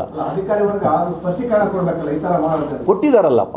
ಮೊನ್ನೆ ಮಿನಿಸ್ಟರ್ ಹತ್ರ ರೈತರನ್ನೆಲ್ಲ ಕರ್ಕೊಂಡು ಹೋದಾಗ ಮಿನಿಸ್ಟ್ರೇ ಮಾತಾಡಿದ್ರಲ್ಲ, ರೈತರ ಹತ್ರ ನೇರವಾಗಿ ಮಾತಾಡಿದ್ರಲ್ಲ ಮಿನಿಸ್ಟ್ರೇನೇ ಮಾತಾಡಿ ಹೇಳಿದ್ದಾರೆ ಎಲ್ಲ. ರೈತರಿಗೇನು ಕೂಡ ಅದ್ರ ಬಗ್ಗೆ ಖುಷಿ ಆಯ್ತು ಅವತ್ತು. ನನಗೆ ಪಾಸಿಟಿವ್ ಆಗಿ ಹೆಲ್ಪ್ ಮಿನಿಸ್ಟರ್ ಹೇಳಿದಾರಪ್ಪ ಅಂತ. ಅದಾದಮೇಲೆ ಸರ್ವೆಗೆ ಬಂದಿರೋದು. ಅದು ಮುಖ್ಯವಾಗಿ ತಾಲೂಕಲ್ಲಿ ಸರ್ ಕಸ ಸಮಸ್ಯೆ ಮುಖ್ಯವಾಗಿ ಚಂದಾಪುರ ಇರ್ಬೋದು, ಹೆಬ್ಬಗೋಡು ಇರ್ಬೋದು ಸರ್. ಹಾಂ, ಜಾಗ ಇದ್ರೆ ಸಾಕಷ್ಟು ಕಸ ಸಮಸ್ಯೆ. ಈಗ ಕೇಳಿಲ್ಲಿ ಅದಕ್ಕೆ ನಾವು ಇಂದಿನ ಸರ್ಕಾರ ಇದ್ದಂಥ ಸಂದರ್ಭದಲ್ಲೇನೇ ನಮ್ಮ ಚಿಕ್ಕನಾಮಂಗಲ ಕಸ ವಿಲೇವಾರಿ ಘಟಕಕ್ಕೇನೇನೇ ಎಲ್ಲ ನಮ್ಮ ತಾಲೂಕಿನಲ್ಲಿರ್ತಕ್ಕಂಥ ಪಂಚಾಯತಿ ಕಸನೂ ಮತ್ತು ಪುರಸಭೆ ನಗರಸಭೆ ಕಸನೂ ಕೂಡ ಅಲ್ಲಿಗೆ ಕೊಡಬೇಕು ಅಂತೇಳಿ ಲೆಟರ್ ಕೊಟ್ಟಿದ್ದೀವಿ. ಇವರು ಅದನ್ನು ಉಪಯೋಗಿಸ್ಕೋಬೇಕು. ನಮ್ಮ ಪುರಸಭೆಯವರು ಪಂಚಾಯತಿಗಳವರು ಇವರೆಲ್ಲನೂ ಕೂಡ ಅಲ್ಲೇನಾದ್ರು ಸಮಸ್ಯೆ ಆದರೆ ನಾವು ಸಾಲ್ವ್ ಮಾಡಿಕೊಡ್ತೀವಿ. ಸರ್, ತಾವೇ ಶಾಸಕರಿದ್ದೀರಿ, ಒಂದೆಲ್ಲ ಚೀಫ್ ಆಫೀಸರ್ನ ಅಧ್ಯಕ್ಷನ ಸಭೆ ಕರೆದು ಇದಕ್ಕೊಂದು ಮುಕ್ತಿ ಹಾಡಿದ್ರೆ ಎಲ್ಲ ಒಂದು ಕಡೆ ನಮ್ಮ ತಾಲೂಕೆ ಸೈಂಟಿಫಿಕ್ ಆಗಿ ಒಂದು ವೈಜ್ಞಾನಿಕವಾಗಿ ಈಗ ರಸ್ತೆ ಮೇಲೆ ನೀವು ಹೇಳಿದ್ದೀರಿ. ಈಗ ಅದನ್ನು ಎಲ್ಲ ಪುರಸಭೆಯ ಅಧ್ಯಕ್ಷರು ಉಪಾಧ್ಯಕ್ಷಗಳು, ನಗರಸಭೆ ಅಧ್ಯಕ್ಷರು ಉಪಾಧ್ಯಕ್ಷರು, ಎಲ್ಲ ಚೀಫ್ ಆಫೀಸರ್ಸು ಕಮಿಷನರ್ಸ್ನೆಲ್ಲ ಕರಿತೀನಿ ಸಂಬಂಧಪಟ್ಟವ್ರಿಗೆ. ಅದಕ್ಕೊಂದು ಮುಕ್ತಿ ಕೊಡುವಂಥದ್ದು ಪ್ರಯತ್ನ ಪಡ್ತೀವಿ. ಈಗ ಆನೇಕಲ್ ಪುರಸಭೆಯಲ್ಲಿ ಮಾಡಿದ್ದಾರೆ ಸರ್, ವಂಸದ ಪುರಸಭೆಯಲ್ಲಿ ಸೆಗ್ರಿಗೇಷನ್ ಮಾಡಿದ್ದಾರೆ ಸರ್. ಒಂದಷ್ಟು ಸೈಂಟಿಫಿಕ್ ಆಗಿ ಮಾಡ್ತಾರೆ, ಒತ್ತಡ ಕಡಿಮೆ ಆಗುತ್ತೆ ಸರ್. ಅದನ್ನು ಇನಿಷಿಯೇಟಿವ್ ಅದು ಅವರು ಒಂದು ಪುರಸಭೆ ನಗರಸಭೆ ಮಾಡೋದ್ರ ಜೊತೆಯಲ್ಲಿ ಜನನೂ ಕೂಡ ಸಹಕಾರ ಕೊಡಬೇಕು. ಜನತೆ ತುಂಬ ಇಂಪಾರ್ಟೆಂಟ್. ಪ್ರತಿಯೊಂದಕ್ಕೂ ಕೂಡ ಸಹಕಾರ ಇಲ್ಲ ಅಂತ ಹೇಳಿದ್ರೆ ಯಾರೂ ಏನೇ ಕಾರ್ಯಕ್ರಮ ತಂದರೂ ಕೂಡ ಉಪಯೋಗ ಬರಲ್ಲ. ಜನತೆನೂ ಕೂಡ ಅದಕ್ಕೆ ಸಹಕಾರ ಕೊಡಬೇಕು. ಅಪೀಲ್ ಮಾಡ್ಕೊಳ್ಬೇಕು. ಜೊತೆಗೆ ಸರ್, ಈಗ ಆನೇಕಲ್ ಮಾಡೋಕ್ಕೆ ಸಾಧ್ಯ ಆಗತ್ತೆ, ವಂಸದಲ್ಲಿ ಮಾಡೋದಕ್ಕೆ ಸಾಧ್ಯ ಆಗತ್ತೆ, ಬೇರೆ ಕಡೆ ಯಾಕೆ ಆಗೋದಿಲ್ಲ? ಇದನ್ನು ಸ್ವಲ್ಪ ಗಂಭೀರವಾಗಿ ಇಲ್ಲ, ಅದನ್ನೇ ಒಂದು ಮೀಟಿಂಗ್ ಮಾಡ್ತೀನಿ. ಇವಾಗ ನಾನು KDP ಮೀಟಿಂಗಲ್ಲೂ ಕೂಡ ಎಲ್ಲರಿಗೂ ಹೇಳಿದ್ದೀವಿ, ಮುಂದೇನೂ ಕೂಡ ಅದನ್ನು ಮಾತಾಡ್ತೀವಿ. ಈ ಮುಖ್ಯ ಅಧಿಕಾರಿಗಳು ಸರ್, ಈಗ ತಹಸೀಲ್ದಾರ್ ಆಗ್ಬೋದು, ಅವರೆಲ್ಲ ತಾಲೂಕು ಕೇಂದ್ರಗಳಲ್ಲಿ ಇರಬೇಕು ಅಂತ ನೀವು ಇದ್ರೂ ಕೂಡ ಅವ್ರು ಯಾರು ಇರೋದಿಲ್ಲ. ಆಮೇಲೆ ಈಗ DOSP ಕಚೇರಿ ಬಂದು ಆನೇಕಲ್ ತಾಲೂಕು ಕೇಂದ್ರದಲ್ಲಿ ಇರಬೇಕು. ಅದು ಇವಾಗ ಸಿಟಿಗೆ ಹೋಗಿರೋದ್ರಿಂದ ಅದನ್ನ ಯಾಕೆ ಆನೇಕಲ್ ಸಿಟಿಗೆ ಹೋಗೋದಿಲ್ಲ? ಈಗ ಅದನ್ನು ಇಲ್ಲಿ ಸೂರ್ಯ ಸಿಟಿನಲ್ಲಿ ಮಾಡಬೇಕು ಅಂತೇಳಿ ಅದನ್ನು ಆಫೀಸ್ ಮಾಡಬೇಕು ಅಂತೇಳಿ ನಡೀತಾ ಇದೆ. ತಾಲೂಕು ಕೇಂದ್ರ ಅದು DCP ಆಫೀಸ್ ಬಂದು ಎಲೆಕ್ಟ್ರಾನಿಕ್ ಸಿಟಿ ಆಯ್ತಲ್ಲ, DYSP ಆಫೀಸ್ ಬಂದು ಸೂರ್ಯ ಸಿಟಿಗೆ ಮಾಡಬೇಕು. ಯಾಕೆ ಹೆಬ್ಬಗೋಡಿ ಬಂದ್ಬಿಟ್ಟು ಇವಾಗ ಕಮಿಷನರೇಟ್ ಆಗ್ತಲ್ಲ, ಅದಕ್ಕೋಸ್ಕರ ಅದನ್ನು ಇಲ್ಲಿಗೆ ಮಾಡ್ತಾರೆ. ನೀವು ಆರಂಭದಲ್ಲಿ ಉದ್ಯೋಗ ಮೇಳ ಮಾಡ್ತಾ ಇದ್ರಿ, ಇತ್ತೀಚೆಗೆ ಇಲ್ಲ, ಬಹಳಷ್ಟು ನಿರುದ್ಯೋಗ ಸಮಸ್ಯೆ ತಲೆದೋರಿದೆ ಆನೇಕಲ್ನಲ್ಲಿ. ಕೇಳಿ, ಇಲ್ಲಿ ನಾವು ಉದ್ಯೋಗ ಮೇಳ ಎಲ್ಲ ಮಾಡಿದ್ವಿ, ಒಪ್ಕೊಂಡ್ವಿ, ಸುಮಾರು ಜನಕ್ಕೂ ಕೆಲಸನೂ ಸಿಕ್ತು. ಆದರೆ ಇಲ್ಲಿಗೆ ಬರ್ತಾ ಇದ್ದಾರೆ ನಮ್ಮ ಹತ್ರಕ್ಕೆ ನೇರವಾಗಿ. ಅವ್ರು ಕೆಲಸ ಬೇಕು ಅಂತ ಹೇಳಿದ್ರೆ, ಯಾರಾದರೂ ಕೆಲಸ ಬೇಕಾಗಿರ್ತಕ್ಕಂಥ ಯಂಗ್ಸ್ಟರ್ಸು ಡಿಗ್ರಿ ಮಾಡಿರೋರು ನಮ್ಮ ಹತ್ರನೇ ಬರ್ತಾರೆ. ನಾನೇ ಅವ್ರಿಗೆ ಲೆಟ್ರ್ ಕೊಡ್ತೀನಿ, ಮತ್ತು ನಾನೇ ಫೋನ್ ಮಾಡಿ ಹೇಳ್ತೀನಿ. ಮತ್ತು ಅತಿ ಜಾಸ್ತಿ ಏನಾದರೂ ಕೂಡ ಆ ಥರ ಒತ್ತಡಗಳಾಗಿದ್ದರೆ ಬೇಕಾದ್ರೆ ಒಂದು ಉದ್ಯೋಗ ಮೇಳ ಮಾಡ್ಬೋದಾಯಿತು. ಇವಾಗ ಆ ಥರ ಒತ್ತಡ ಎಲ್ಲೂ ಬಂದಿಲ್ಲ. ಅದಕ್ಕೋಸ್ಕರನೇ ನಾನು ಏನು ಅದನ್ನು ಮಾಡೋಕ್ಕೆ ಹೋಗಿಲ್ಲ. ಸರ್, ಈಗ ಜಾತಿ ಗಣತಿ ಬರೆದಂತಕ್ಕಂಥ ಅಧಿಕಾರಿಗಳು ಮನೆ ಯಾರು ಇದ್ದ ಸಂದರ್ಭದಲ್ಲಿ ಬಂದು ಅವ್ರು ಬೇಕಾದಿದ್ದೆಲ್ಲ ಬರ್ಕೊಂಡು ಹೋಗ್ತಿದ್ದಾರೆ, ಆರೋಪಗಳು ಸಹ ಬರ್ತಿದೆ. ಈಗ ನನ್ನ ಪ್ರಕಾರ ಎಲ್ಲ ಮನೆಗೂ ಕೂಡ ಜಾತಿ ಗಣತಿ ಸಂದರ್ಭದಲ್ಲಿ ಹೋಗಿ ಭೇಟಿ ಮಾಡಿದ್ದಾರೆ. ಕೆಲವು ಕಡೆಗೆ ಇಲ್ದಿರೋ ಸಂದರ್ಭದಲ್ಲಿ ಹೋಗಿರ್ಬೋದು. ಅದನ್ನು ಮತ್ತೆ ಇನ್ನೊಂದು ಸಾರಿನೂ ಕೂಡ ಬೇರೆ ರೀತಿಯಲ್ಲಿ ಮಾಡಬೇಕು ಅಂತೇಳಿ ಸರ್ಕಾರ ಒಂದು ನಿರ್ಧಾರಕ್ಕೆ ಬರ್ತಾ ಇದೆ. ಸರ್ಕಾರ ಏನು ತೀರ್ಮಾನ ಮಾಡುತ್ತೋ ನೋಡೋಣ. ಸರ್, ಕಡೆ ಪ್ರಶ್ನೆ ಸರ್. ನಿರ್ಜಲ ರಸ್ತೆ ಪೊಲೀಸ್ ಕ್ವಾರ್ಟರ್ಸಿಂದ ಹಿಡಿದು ಶಿವಾಜಿ ವೃತ್ತದವರೆಗೂ ಮೋರಿ ಇರುವೇ ಇಲ್ಲ. ಮಳೆ ಬಂದರೆ ಅದು ಕೆರೆ ಆಗಿಬಿಡುತ್ತೆ. ಅಲ್ಲಿ ಒಂದು 2-3 ಶಾಲೆಗಳಿದೆ, ವಿದ್ಯಾರ್ಥಿಗಳಿಗೆ, ಜನಗಳಿಗೆ. ಆ ರಸ್ತೆ ಬಿಟ್ಟು ಪಾದಚಾರಿ ಮಾರ್ಗ ಬರ್ತಾ ಇದೆ. ಅದಕ್ಕೆ ವಿಶೇಷವಾದ ಹೇಳಿದ್ರಲ್ಲ ಲಾಸ್ಟ್ ಕಮರ್ಷಿಯಲ್ ಅಂಗಡಿಗೆ. ಈಗ ನೀವು ಶನಿಮಾತನ ದೇವಸ್ಥಾನ ರೋಡ, ಶನಿಮಾತನ ಅದೇನೇ ನಾನು ಹೇಳ್ತಾ ಇರೋದು. ಓಕೆ, ಅದೇ ರೆಡಿ ಮಾಡ್ತಾ ಇದ್ದಾರೆ. ಅದನ್ನು ಈಗ ಹಳ್ಳಿಗಳಿಗೆಲ್ಲ ನಾನು ಇದು ಮಾಡ್ತಾ ಇದ್ದಾರೆ. ಮುಂದಿನ ದಿನಗಳಲ್ಲಿ ಅದರ ಬಗ್ಗೆ ಇವಾಗ ನೀವು ಏನು ಹೇಳಿದ್ದೀರಿ ಅದನ್ನು ನಾನು KDCL ಅವ್ರು ಬಂದಾಗ, ಇವಾಗ KDCLಗೆ ಆ ರೋಡು ಕೇಳಿಲ್ಲಿ ತಿಬ್ಬೆಲೆ ಮೇಲೆ ಹೋಗುತ್ತೆ, ಆವಾಗ ಡ್ರೈನೇಜು ಪಕ್ಕ ಆ ಸೈಡ್ ಈ ಸೈಡ್ ಡ್ರೈನೇಜ್ ಆಗಿ ರಸ್ತೆ ಆಗ್ತದೆ.